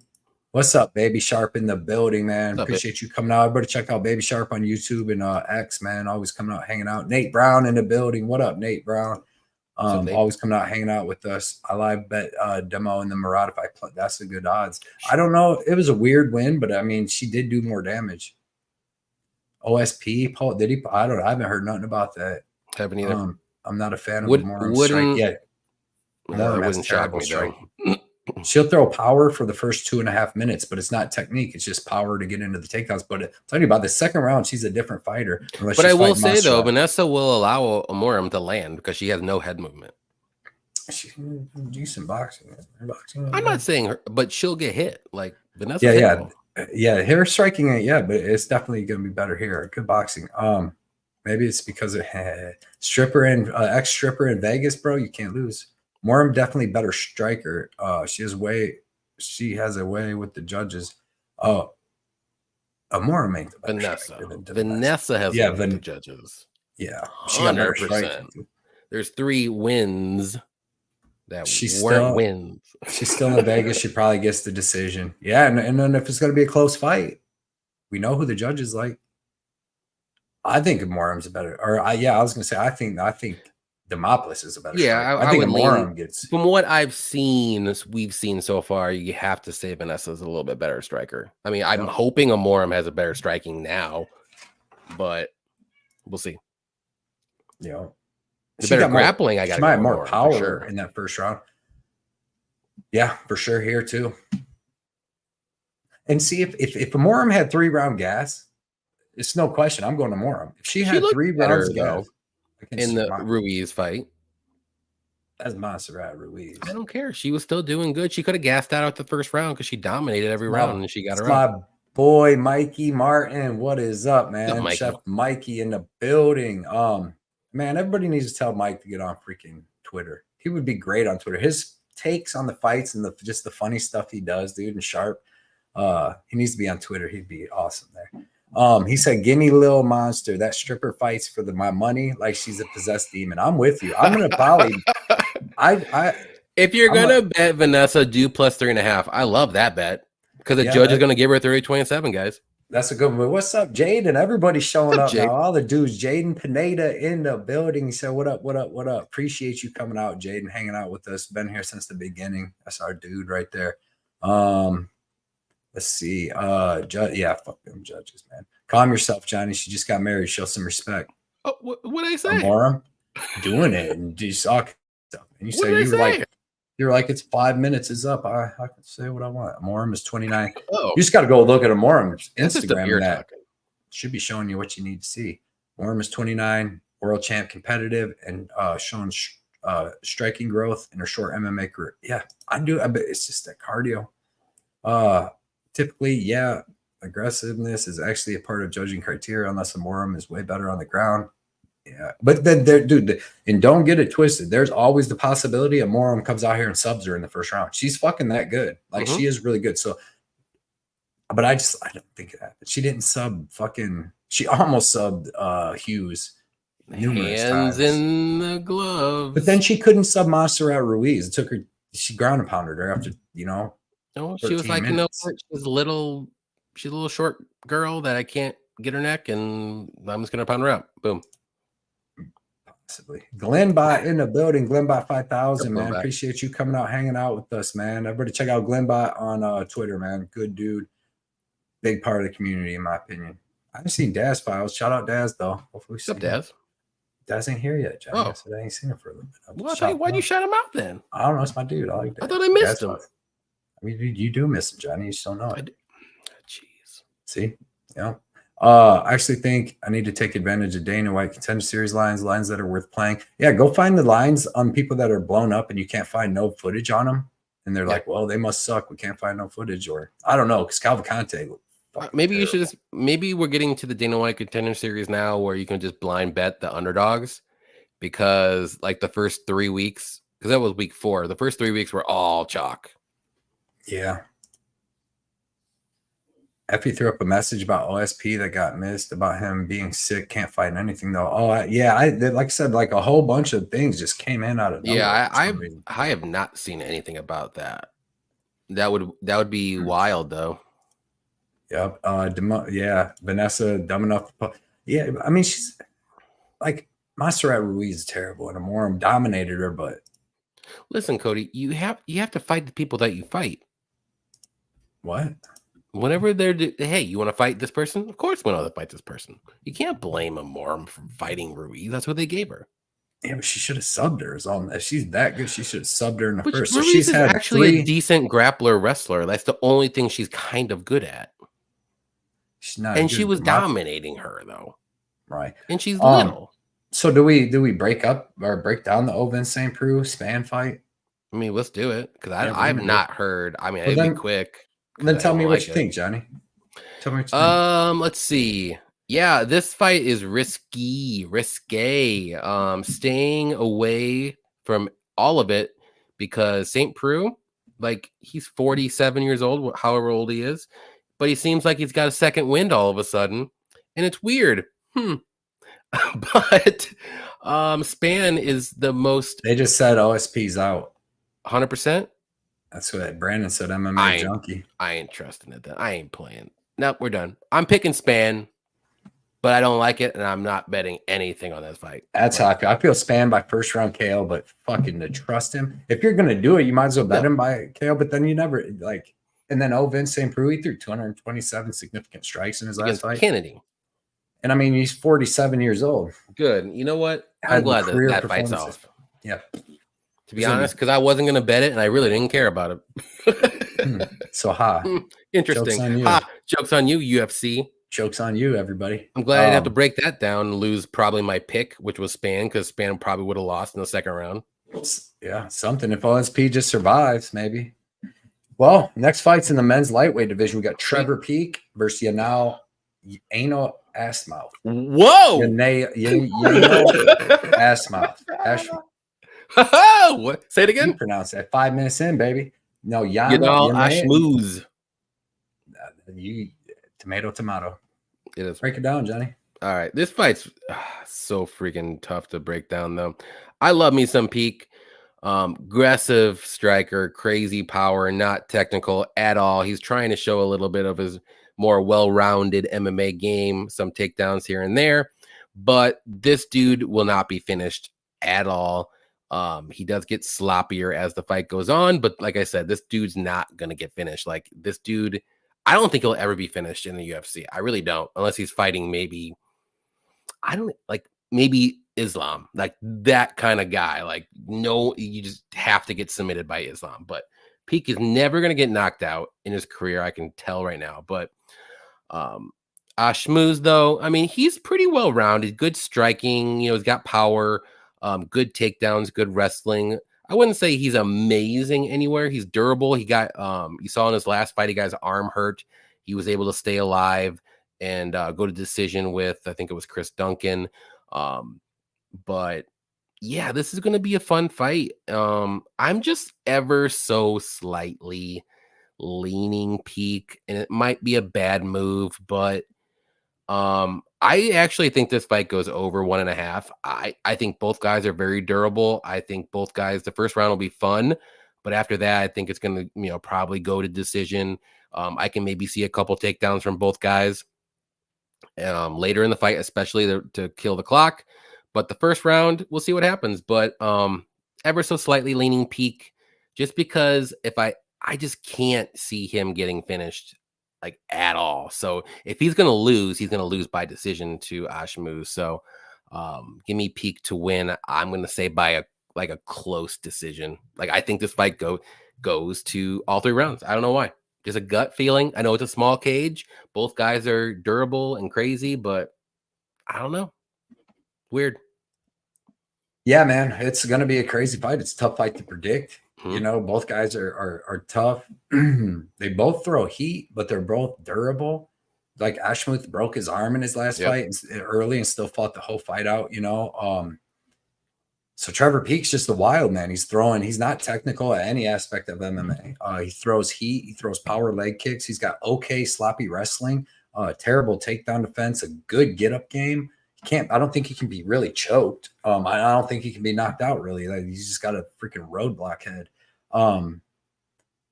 But he's just sloppy. But dude, he pushes a crazy pace, man, and he's a very tough dude. And like even against Charlie Campbell, who I'm pretty high on, I think Charlie Campbell's pretty good. He's got really good striking. He's a big dude and good grappling. He was getting beat, but he was pushing a crazy pace. And a couple times there, he started taking over on Charlie and was able to get him up against the cage, land some big shots. And like you could see Charlie get so tired at certain spots in that fight. And even in the third round, like in between rounds, he's dying, but he came back. But Peak died in the third round in that fight too, because like Charlie Campbell was dead, but he came out and landed one takedown and basically was able to hold Peak down, where Peak usually don't let you hold him down. So he does slow down when he fights crazy. Then sometimes he fights like you do against Yahya. What's that? Muhammad Yahya, who's freaking terrible. That's a bad look. And he fought a terrible fight, and it was close. Like it was a fight like 29-28 type fight against one of the worst guys ever. I really think in that fight, and I'll give him a little bit of slack. I'm hoping this is the reason why it looked that bad. He wanted to test out his wrestling and like show off a little bit because he knew he wasn't that great. All of it looked bad though. His wrestling looked bad, his striking looked bad. But Peak never tried to wrestle though. That was his first time he tried to wrestle in like any fight probably. Yeah. So I get it, but at the same time, it's like it's not a good look. You should have knocked this guy out, but yeah. But he's not, you know what I mean? But he's a beast. He's a beast, and he pushes that crazy pace. And Charlie Campbell, he's a big dude, and he's got good grappling where he's able to get the hooks in and get a lot of control time. Yano. Whoa. He's got good strike. Like he's got power. Neither one of these guys are technical strikers, but they both throw heat. And like Yano's got good power with both hands. And it's a weird name, man. I ain't gonna lie, that's a weird name, dude. The whole name is weird. Yeah, if you really think about it. You can get anal ass mouth out of that. Really I know. You know what I'm saying? I messed up. That wasn't even on purpose. I didn't even mean to say that. Sorry. What was it? What did you say about? Was it Jose? I forgot what you said. Oh, Jose Lynn. Jose Lynn. Jocelyn Edwards. I think Jocelyn is Jose Lynn. Don't spell it like that. You don't want me to say it like that. Anyway, like, so Ashmuth does have good power in both hands. He'll throw some heat. And he's got pretty good wrestling and okay jiu-jitsu. Like, if you go watch back when he had his PFL fight against a lower level guy, like they grappled the whole time, and he was able to win the wrestling. And win most of the scrambles, and he showed pretty good cardio and toughness, but like he didn't show like a really good jiu-jitsu game where he's just passing guard, landing a bunch of ground and pound, taking the back, doing all this. The dude was getting up a lot, because that's the whole difference, man. People got to be able to sink them hooks in, or you ain't holding nobody down unless you're Petrosky. He's so heavy on top, he just gets in side control and just holds the guy's position. He's a fucking goon. But in this fight, I think they're going to be going back and forth. It's going to be a crazy fight. It's in the small cage. Trevor Peak's built for the small cage. That makes him fight. When he goes out of the small cage, fights Yahya on them, he's not doing the same thing. In that small cage, it just like forces them to fight. and they're going to be doing that. And it's going to be going back and forth. And I just think at some point, like even Peak's pressure in that kind of crazy fight can wear on Ashmuth. And I think if there's certain points where Peak's hitting him with big shots, where Campbell and like Chepe Mariscal were able to just take him down easy and like hold him down, and stop all that. I don't know if Ashmuth is going to be able to do that. So I'm taking Peak here in just a wild, crazy fight that's going to be, very hard to predict. Do you think it goes to decision, or do you think it gets a finish? I do think it goes to decision because I don't think that Peak's knocking out Ashmuth. That dude's tough as shit. Like I said, he fought the last fight with a broken arm, finished it. Yep. And then Peak, I don't think can be knocked down. I don't think he can be choked. I don't think fucking head. He's got was it Minecraft or whatever? That's that dude. Yeah. That's that guy. So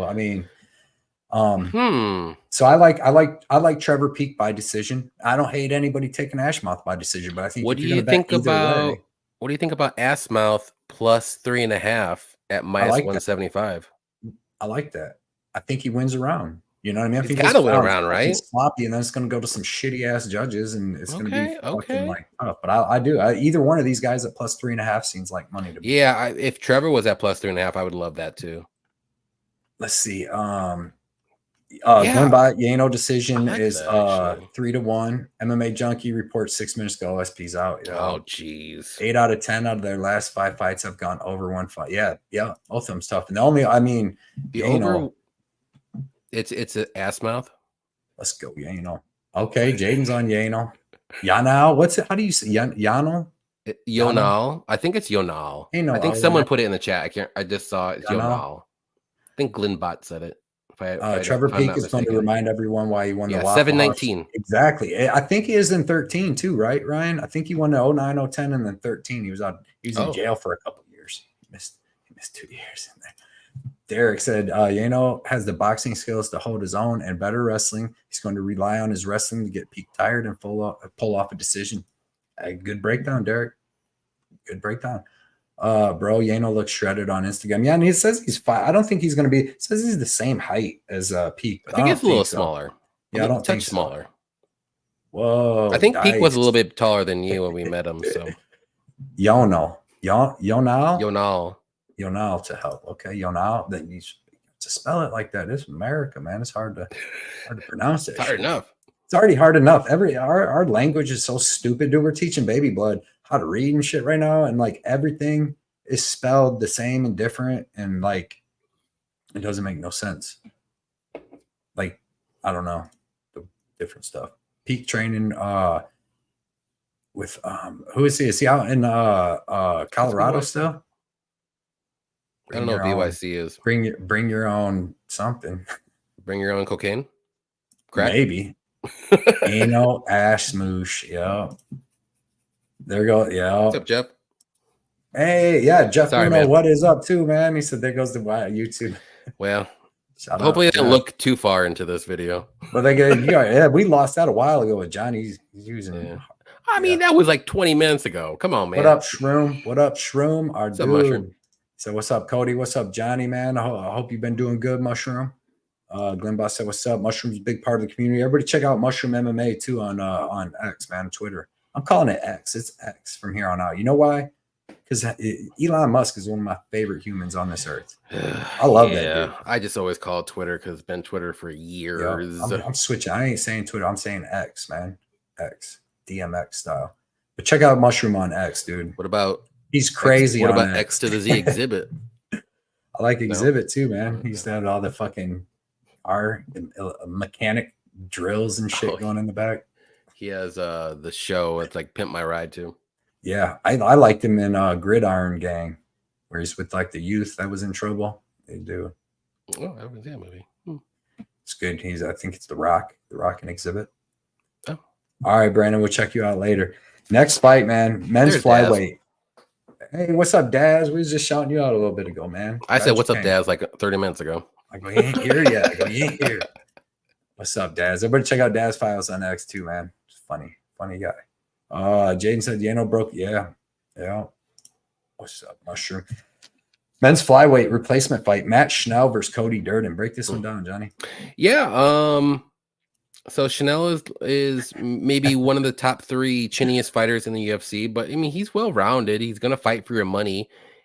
He fights like a dog, but he just doesn't have the chin to back it up anymore. That crazy fight against Sumadarji, where he won and came back from the depths of whatever. He died like 3 times in that fight, and he somehow won. It was crazy. I love that fight, but yeah, he just has chin issues like all day, and he's fighting Cody Durden, who's taking this fight on super short notice, and he's more so a wrestler, but he does have power in his hands. He's got decent boxing, good leg kicks, but he wants to use his wrestling. But I don't know if he should, because he might gas himself out in this fight. We've seen him slow down a little bit in short notice fights, but this fight will be at 135 as well.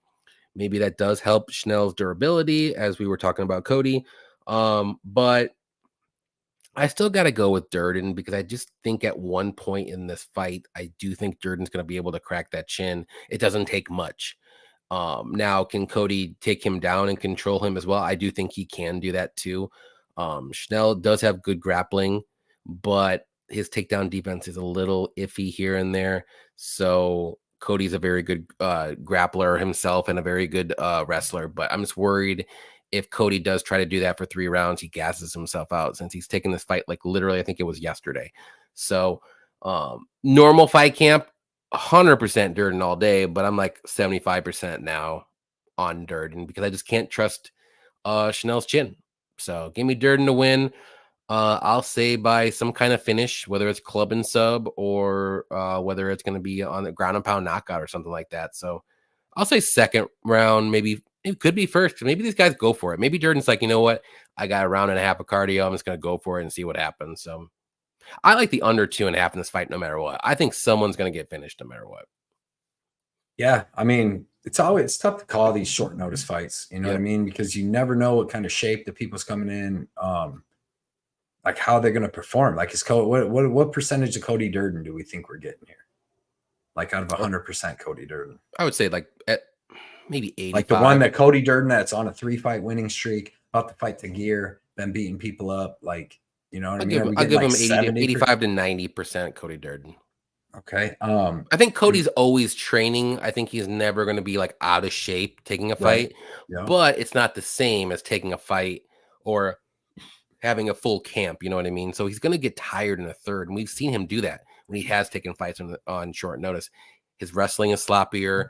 He doesn't want to be on the feet. He doesn't want to strike. He just kind of wants to get like control and like grapple. He doesn't want to, but I don't know. But Schnell, like, he can never last a fucking round and a half. So right. I'm with you, dude. I see Durden coming out here going nuts and catching Schnell with something. Like, Schnell's been finished in 7 of his 8 losses. His last 7 losses are all finished losses, either sub or KO. He does hit hard, and 135 is going to help his chin, right? I mean, not cutting all that weight. He's coming off a full weight camp.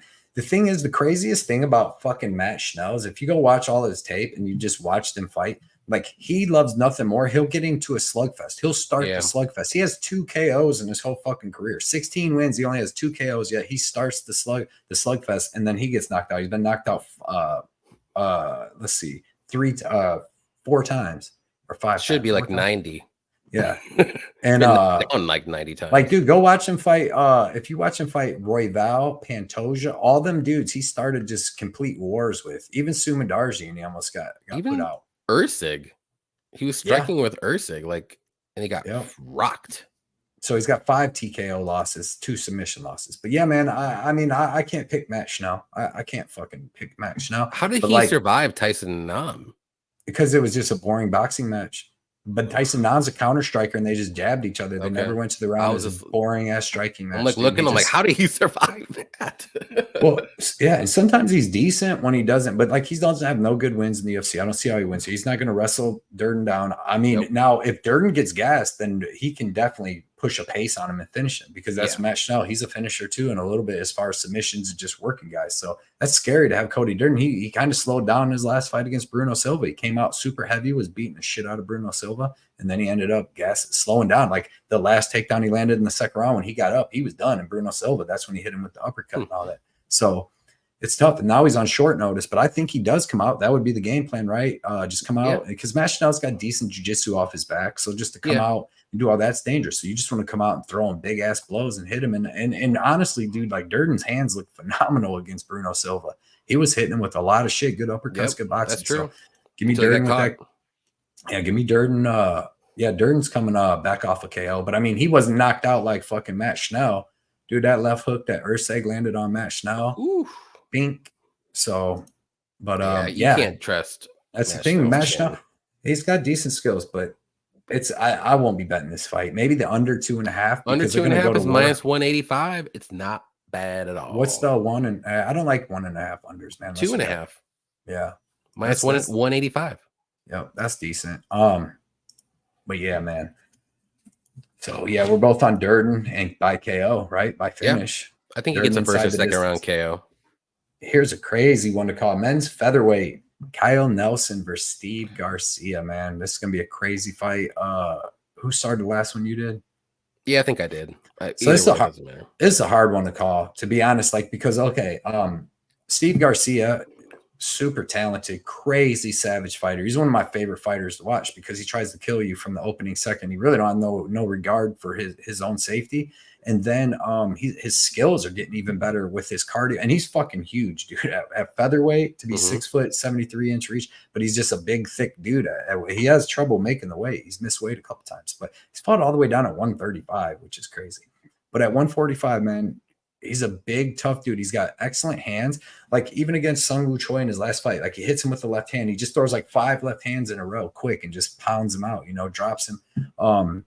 Dangerous as hell, got good kicks, got good powerful punches.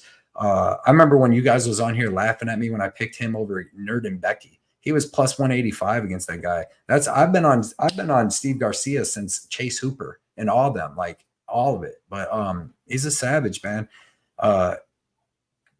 But like, he leaves holes in his game. He leaves himself open. He's gotten rocked and dropped in almost every single fight he's been in, win or lose. Ontiveros almost finished him. Nerd and Becky dropped him. Who else dropped him? Somebody else dropped him. Yeah, right? It's been a while. Like, he hasn't really been dropped recently, though. Nerd and Becky did. Yeah, that's about it. Chase Ontiveros. Hooper, No, well, Machete knocked him out with the counter. Yeah. So that's 3. So 2 knockdownns and one last knockout. couple fights, though, he's been good. Yep. Dude, I watched the Melky Costa fight back. What was he thinking? He's got good striking. He came out and tried to grapple, and within the first minute and a half, he couldn't even take Garcia down and get any control. He just held him against the cage and then gassed himself out. I want to say Costa took that fight on short notice. No, they had full notice, but they like 2 weeks before, like, okay. Garcia missed weight, and then they moved it up to 155 pounds, which helped fucking Garcia. Okay. And it was in the big small cage that time too. So I knew there was something funky with that fight. Yeah, but yeah, he leaves himself open. He loves a good slugfest, and he's got good grappling, offensive and defensive grappling, and a phenomenal cardio. Like, if you go back and even watch him fight with Chepe Mariscal and stuff, man, he's got some crazy ass fights with some good knockouts over some decent people. Kyle Nelson, he's meat and potatoes, man. He's got good, solid striking defense. He works a jab. He hits you with some calf kicks, and then he'll throw that power overhand right like he hit Bill Algeo with, and then just kept hitting him with the same stuff. But he's meat and potatoes, man. This fight's hard to call because, like, who's a better striker, do you think, Garcia or Fernando Padilla?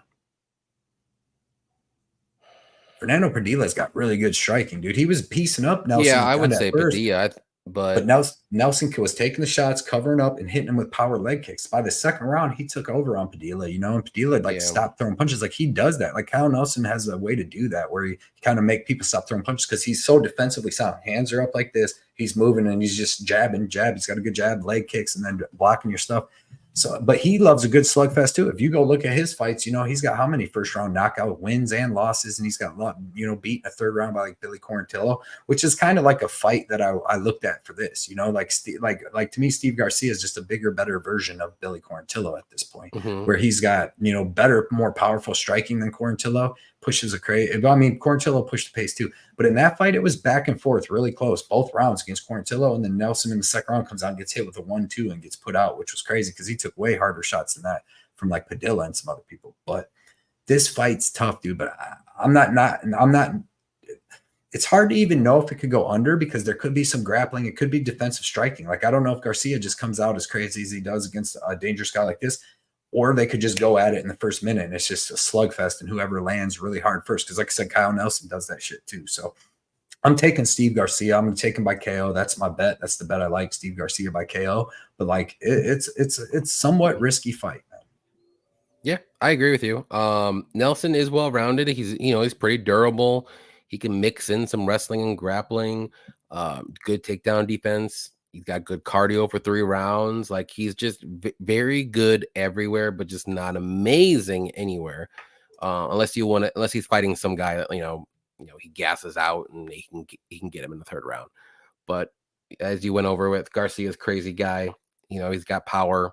I like it when he just goes for it and he's like, you know what, fuck it. And he's just like, that's what he did in the Choi fight. He actually tried to fight technical against Choi for like the first minute or so. And then he's like, you know what, this isn't getting me anywhere. I'm kind of getting beat up a little bit. And then he just fucking went for it, went all in and just started throwing bombs, and he landed the bomb and knocked him out. So like that's his style. Like I think that's what his greatest attribute is just making the fight gritty, making it dirty, not making his opponents. He was a new dad. Okay. And that's why in his last fight. So that's already done. The I remember that. magic's gone. And I should have bet one him of on those. that. You get one, that's it.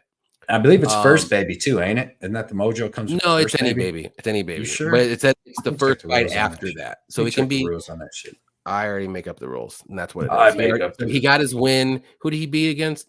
He beat Bill Algeo. He got gifted a early finish on that one.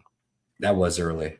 I mean, he was fucking cracking him, but it was still like it probably would have. It was like Cannoneer. It was like Cannoneer against. I think it was a little. Cannoneer one was a little bit worse, but against Imavov, they was both just getting cracked walking around the ring, but they never got dropped. Neither one of them ever went off their feet.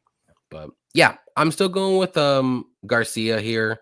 I think he's definitely going to be the more dangerous guy. I think Garcia's actually a good grappler too. If this fight does get to the mat for whatever reason, so I don't think he's just going to be a brawler guy. But that's his style. Like, don't make it technical. Don't make Kyle feel comfortable on the outside, like leg kicking you, jabbing you to death. Like, go in, push forward, and be Steve Garcia. Like, go for it. So give me Garcia to win, and I'm going to say by 1st or 2nd round knockout. I think he can clip Nelson. Nelson's been knocked out a couple times in his career. It's been a while, but he does get hit. Billy Q, and so 4 years ago. Matt Sales. I had a bet on freaking Nelson against Matt Sales, and he got fucking like kind of beat up the whole fight. I'm like, what the fuck? Because Matt Sales, Solis or whatever, is not good. And then he gets subbed by the dude, and that dude's like an okay kickboxer striker. It's crazy. Yep. But yeah, I'm going with Garcia. I think he can touch his chin eventually. If he just goes forward and accepts being like Kyle Nelson's just not this guy that's going to knock you out like with one punch. So I'm not really too worried about Kyle Nelson's power to knock out Steve Garcia. So he can take one and give back a couple to Nelson. I think Nelson's going to be one that's going to be on the floor instead. Like it. Next fight is in the women's flyweight division. Jessica Andrade versus Natalia Silva. Who you got, Johnny? Yeah, very fun fight. Going with Silva. I've been high on Silva since she came in the UFC. Very well rounded, even though she hasn't really been showing her grappling yet. But she is a very good grappler. Don't get mistaken. But very good technical kickboxing. Very good kicks. Very quick hands. Good counters.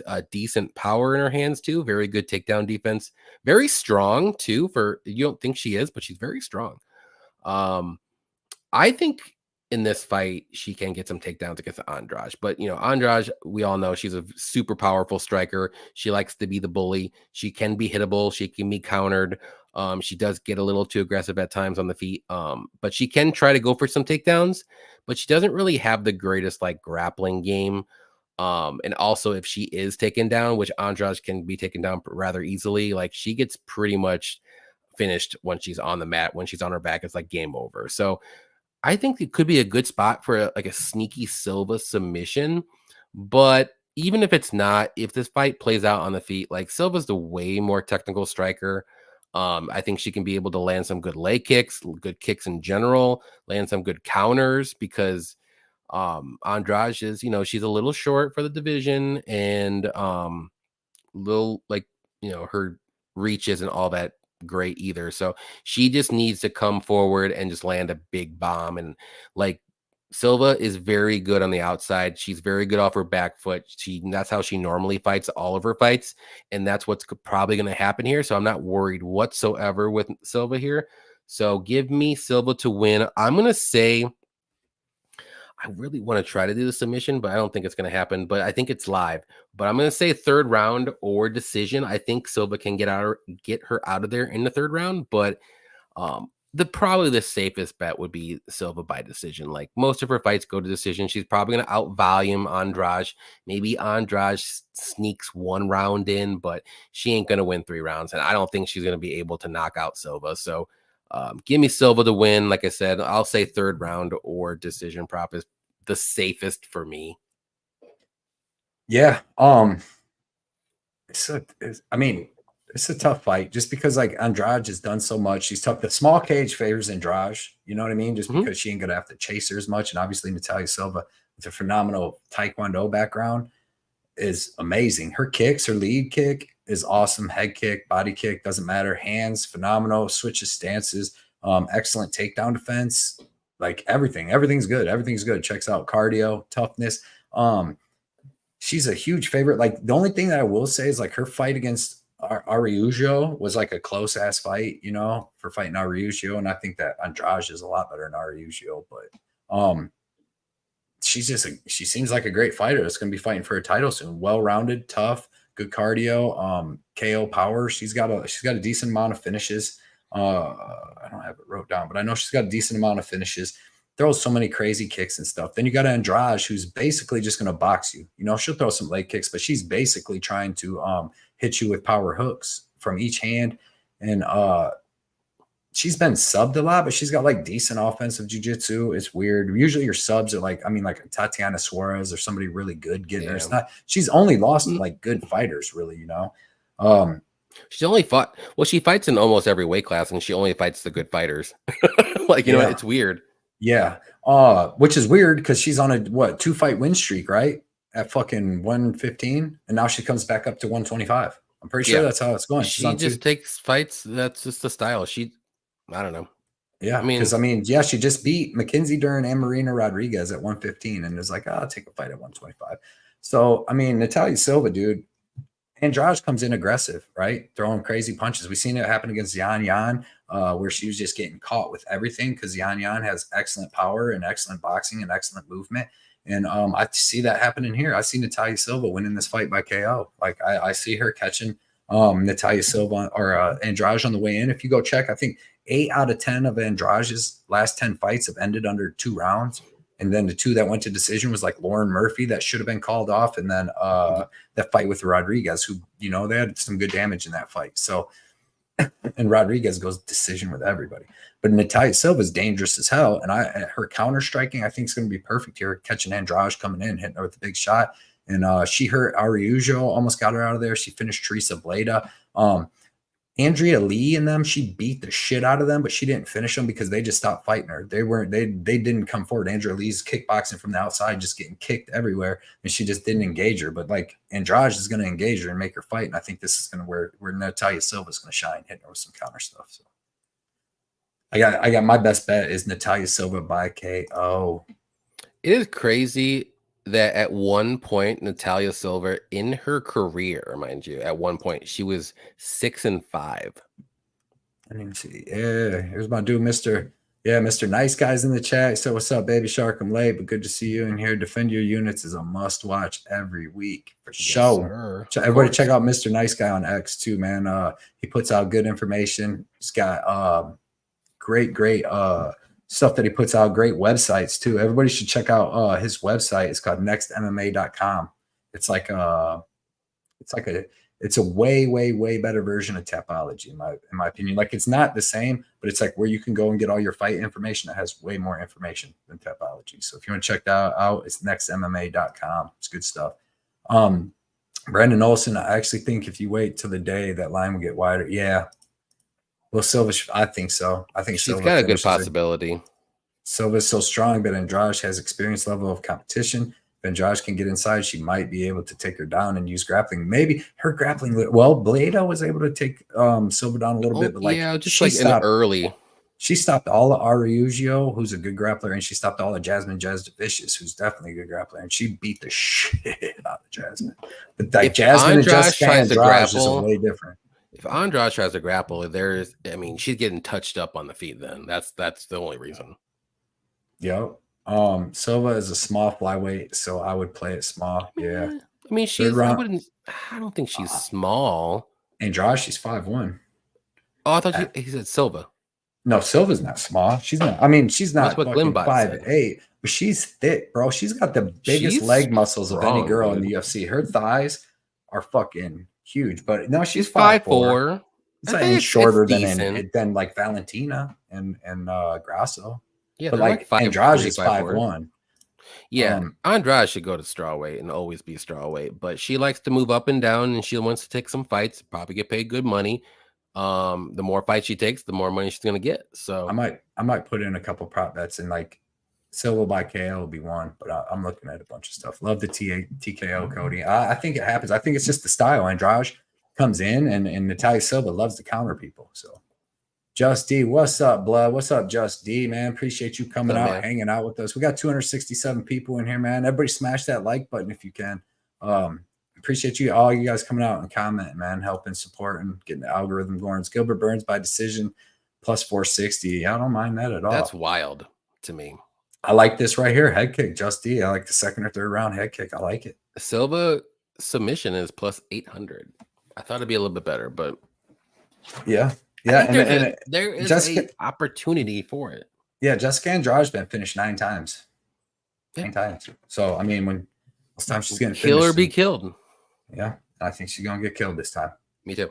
Main event time: Gilbert Burns versus Sean Brady. Man, how do you see this main event going down? Yeah, this is gonna be a fun fight. Could play out a few different ways, but I was, crunching the numbers and thinking about it. And I just keep going back to this fight being 5 rounds. And I just can't get past that. Now, if this fight was 3 rounds, my pick would be different. But this is 5 rounds. And I got to go with Burns one last time here. He's fought the best competition, like of the two. Obviously, he's fought good guys. He was looking good against JDM until he got that knee in his face. He got hurt against Bilal in the first round and didn't get finished. Like, this guy's durable. He's tough. Durable. I know he got knocked out, but it is what it is. He's tough. Let's put it that way. He's very tough. Very good grappler. Good striking. He's got power in his hands. The Chimaev fight was not hilarious. It was very good. Arguably could have won that fight. Like, this guy's fighting like crazy guys, and not to say Brady's not crazy, because he's a very good grappler himself.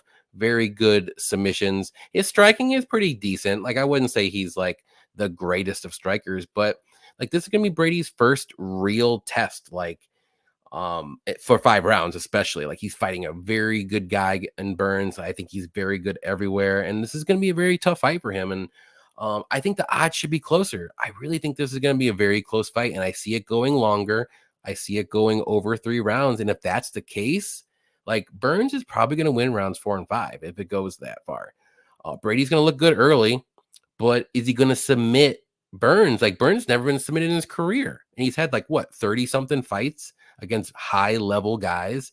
Not to say Brady's not a high level grappler, but I gotta see it to believe it. So I'm gonna go with Burns this one last time. I don't think he's washed. I know he's 38, but man, this guy, he's a gamer. He's a dog. He's gonna fight for your money. And if Brady wins this fight, good for him. He deserves it. But this is too tough for me. I gotta go with the dog. Give me Burns. I think this fight goes to decision. If there will be a finish, if I see it, I think it'll be Burns late, like 4th or 5th round, maybe, when Brady kind of gasses on the feet and maybe gets knocked out, kind of like the Bilal fight. So give me Burns to win. I'm going to say by decision, though. What do you think? Yeah. Oh, shoot. Shout out real quick to Mariovs, man. Appreciate you coming out, hanging out, supporting as always, dude, on all the stuff, commenting on our channels and stuff. Different. Shout out for the dono, man. Dude, Mariovs hits big bets too. You hit him. Man, Well, kills last couple cards been terrible, but He's hitting big bets. I'm talking thousands and I gave you a thousands. good underdog, May Robs. There it is. Give me Burns, baby. Yeah. I'm not gonna lie. Like, No, you be truthful. I was hoping you'd be truthful right now. yeah. So, like, all right, Be man. So truthful. I'm mad because in the last couple of weeks I picked some older people when I did my tape study. So I picked Cannoneer, picked like I forget somebody else too, and just mad like. So I'm like, dude, I'm not betting people over 38 years old no more. Watched all the tape study. I'm like, regardless, it's going to be a close fight, right? So I'm like, all right, well, Burns is 38. So I just picked Brady. But honestly, like I outside the 38, which makes me not want to bet Burns, but like, I don't know. I think like Burns could be better everywhere, but there's a possibility Brady could have decent wrestling, but it's hard to hold Burns down. So like the boxing, it could be pretty even. Like even Burns or like Brady was looking good. He like won the first round against Bilal Muhammad and just striking. And the second round was looking good, and he just got hit with a big shot. Like it didn't seem like he really slowed down. He just kind of got hit with a big shot, and then pillow hands Bilal chased him around the ring and never knocked him down, but finished him, which ain't a good look at all. You know what I mean? But it's still Bilal and he's the champ. But Gilbert Burns, man, like he was getting beat up by Bilal in the first round in striking before he even like hurt his shoulder or whatever. So I think the striking can be close. And then there's a way that Brady could have, like, he's definitely not choking out Burns, right? Burns is a high level, like black belt, high level. That's what he came in as a grappler, right? Yep. But Sean Brady might be a higher level black belt, right? Sean Brady beat Craig Jones in a jiu-jitsu match. And I get it. Craig Jones wasn't allowed to do like heel hooks. It was like that, but he still beat Craig Jones, which is one of the best motherfucking jiu-jitsu guys in the world, in a jiu-jitsu match. And Gilbert Burns has taken other jiu-jitsu matches outside of the UFC and got beat by way lower level jiu-jitsu guys than Petrosky or than Sean Brady. Like I don't know if you go look, he's taken some grappling matches more recently where like lost to Lucas Barbosa.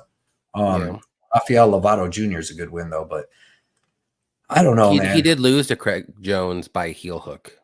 Burns. Yeah, that's why they're like, fuck that. We can't have, the Dana's like, dude, we can't allow our fucking UFC fighters to get heel hooked. So when Sean Brady and Jones did it, he wasn't allowed to do that, which would have changed the whole fucking game. But that was 5 years ago. So yeah, but bro, I mean, like honestly, I want to switch my pick to Burns. I won't bet him just because the age thing, but like Brady looked good against Calvin Gastelum, like really, really good. His cardio looked a lot better, his striking looked a lot better. But yeah, it's Calvin Gastelum. So it's tough. And Gilbert Burns is definitely way better. And I don't think that, but man, Burns is getting older. He looked good against Jack Maddalena, but that was only because he out grappled him. It's not like he looked good in the striking. You know what I mean? He was just grappling for his life there because Jack Della is a fucking beast in striking. But this is going to be close. If there is a finish, like you said, I see it being Burns catching some knockout. I don't see Brady finishing them. So if you bet Brady, I say it's by decision. If you bet Burns, you go KO or decision prop, something like that. I mean, I would do if I was gonna bet Brady, I would do like inside the distance prop. Avery Bell. Oh yeah, Avery Bell. She shouldn't even be up. It's 8:54. Yeah, Armando's right. I gotta, and I'm gonna have to go get her a little parlay. I have to have surgery tomorrow. I went up to the casino today to bet, and they didn't put anything out really. So I'm gonna get all my bets on Friday, which is good because then you get to see the weigh-ins, you get to see all this stuff. Different. I'm sick of fucking making bets and getting fight cancellations. Now I have a bunch of money on just Petrosky. That I mean, I was still would have bet him, but I wouldn't bet him singularly like that. Petrosky's gonna win though. Yeah, he should. He's fucking better. Anyways, keep going. Yeah, but like I said, man, I mean, I would say bet Burns. Like the line's off. It should be like a pick 'em. You know what I mean? So I would say here's my even if Burns was on this slight underdog, I would understand that. I say bet Burns. That's my best pick on this fight. Is bet Burns because the line's off and like he can definitely win. What do you think about Burns plus 5.5? That's so. What's that mean? He's just got to win 1 or 2. He's got to win 2 rounds. Minus 165 or get a finish. I see that happening. It would be crazy though, but there's a world where Sean Brady can out wrestle Burns. Yeah, there is. Like I think it's early. It's only then early. If he does that though, the thing is if Brady does that, he's gonna gas himself out because Burns ain't just gonna fucking lay on his back. He's gonna be moving, he's gonna be squiggling, getting out, and you're just gonna be wasting energy. He's got good cardio. You know what I mean? Like he's not gonna gas himself out either. Yeah. He's been in 5 rounds before. Bet Burns. Bet Burns. That's what I say. I mean, you got to ride with Burns one last time, guys. Like, yeah, he's fighting. He got knocked out in his last fight, but he was doing good in that fight until that happened. He got hurt in the Bilal fight, so he really couldn't do too much after the first round. So I don't know, man. I think 38 does worry me a bit, but I mean, even the Chimaev fight, like he arguably could have won that fight. Like it was so good, and those are his last 3 losses. So throwing it out there, Baby Blood. Hey, what's up? What's up, Baby Hi. Blood? How's it going? Good. Are you ready to make some picks and win some money? Yes. Let's go. What bets or what fights do you want to do? You want to do Burns versus Brady? They're both screaming. Yeah. Yeah. We'll do we'll do them and then we'll pick another one. Okay, so first fight, Avery Bell. Now, do I got this up on the screen? Yep, it's all good. Hold up. Just click off Armando's thingy. You're good. There you go. Okay, Avery Bell. Who you Who got in this fight? She already knows. Let's go. It better be the right one. Sean Brady. No. Instantly, Sean Brady. Why? Why you pick Sean Brady, baby? Why? I just want. We need a break. He looks tougher. Just is the tattoos. No. You just think he's gonna win, huh? Yeah. Okay. Is it the beard? Is it the beard? No. Okay. Nothing. What other fight you guys want? Let's do Peak and Ashmouth? who? Peak and Ashmouth? Yes. Let's do that one. She's Or we even could like, do what'd you say? Budka. We could do Petrosky Budka. Do the peak one. Do The peak. peak one. All right, because this is gonna settle it. Because this is the one on Twitter and everywhere. It's back. This and is a forth. tough one. So Who's this one? Or Avery Bell? Who you got this, Baby Blood? Take your time. I hear the tapping. She didn't do any tapping in the last fight. That was quick. She just knew. She said, "Just pick who looks tougher, Dad."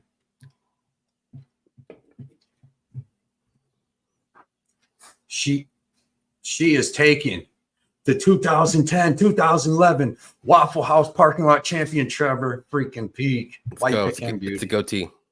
Just pick him. Like that goatee? Okay, that makes sense. Just picked him. I don't know. Just pick him. All right. Well, you got anything to say, babe? You got anything to say, girl? No. To the crowd for you go. Say, pick that. You want to win? It's a decent parlay, Baby Blood. Say word. I don't like You ready it, to go to but- bed? She was in bed laying down. I had to go get her. Yeah. I was just about to go to bed. Well, good night. Okay. Johnny said good night. Say good night, everybody. Have fun at school. Okay. Bye-bye.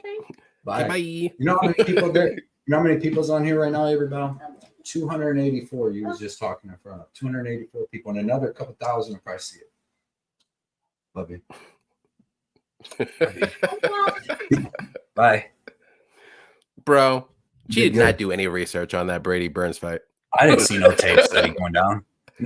She didn't even do any tapping. She's like, I already know. I'm like, what? Yep, dude. See, that's good. That's wild. Dude, today at school, her teacher wanted her to read. She don't even like to read in front of me. She didn't freaking do anything crazy, but then she won't like to read and stuff like that or sing in front of me.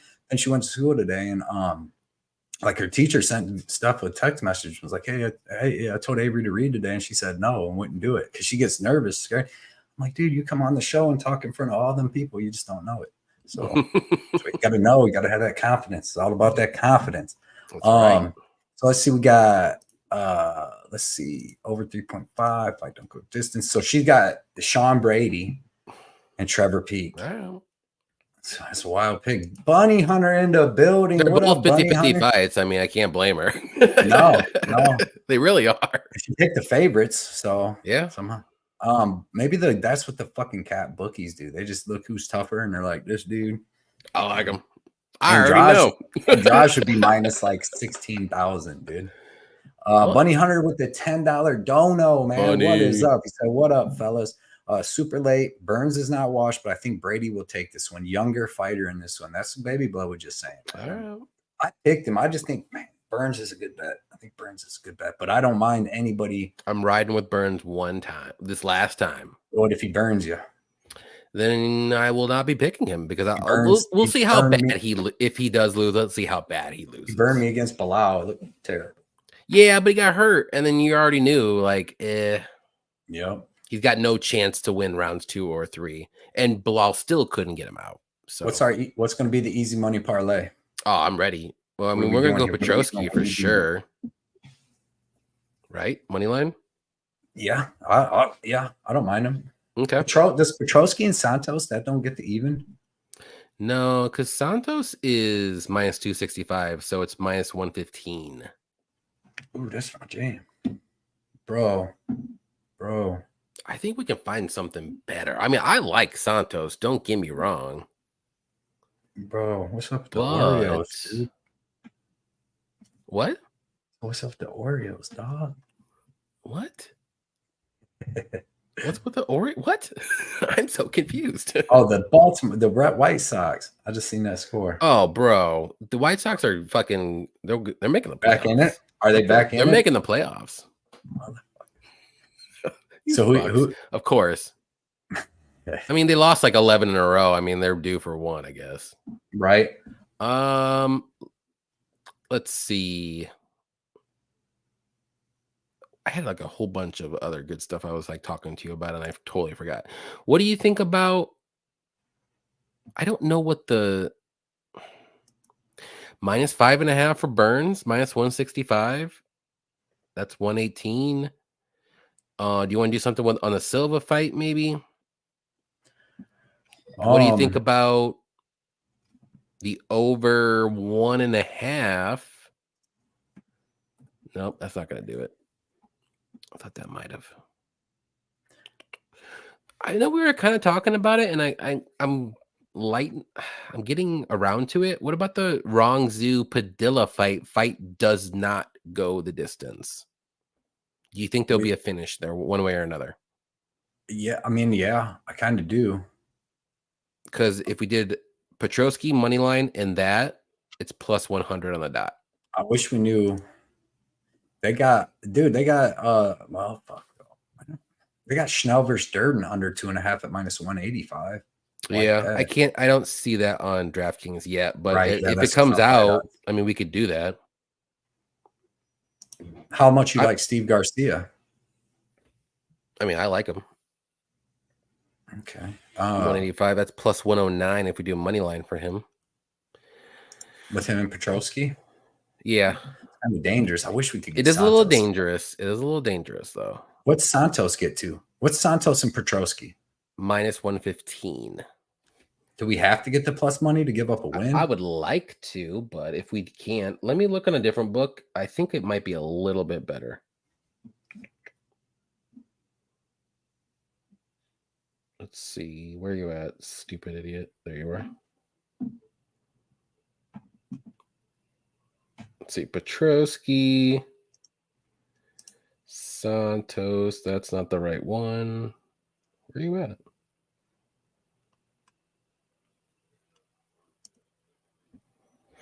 It's either minus. It's like minus 112 or minus 115, depending on what book you're at. I like that. I mean, it's not awful, but what was the other one that was plus money? It was Petrosky and who? Gilbert Burns. See, plus 1 or plus Jaden 5.5. Do it. That's a solid parlay. Y'all must have forgot night for Burns.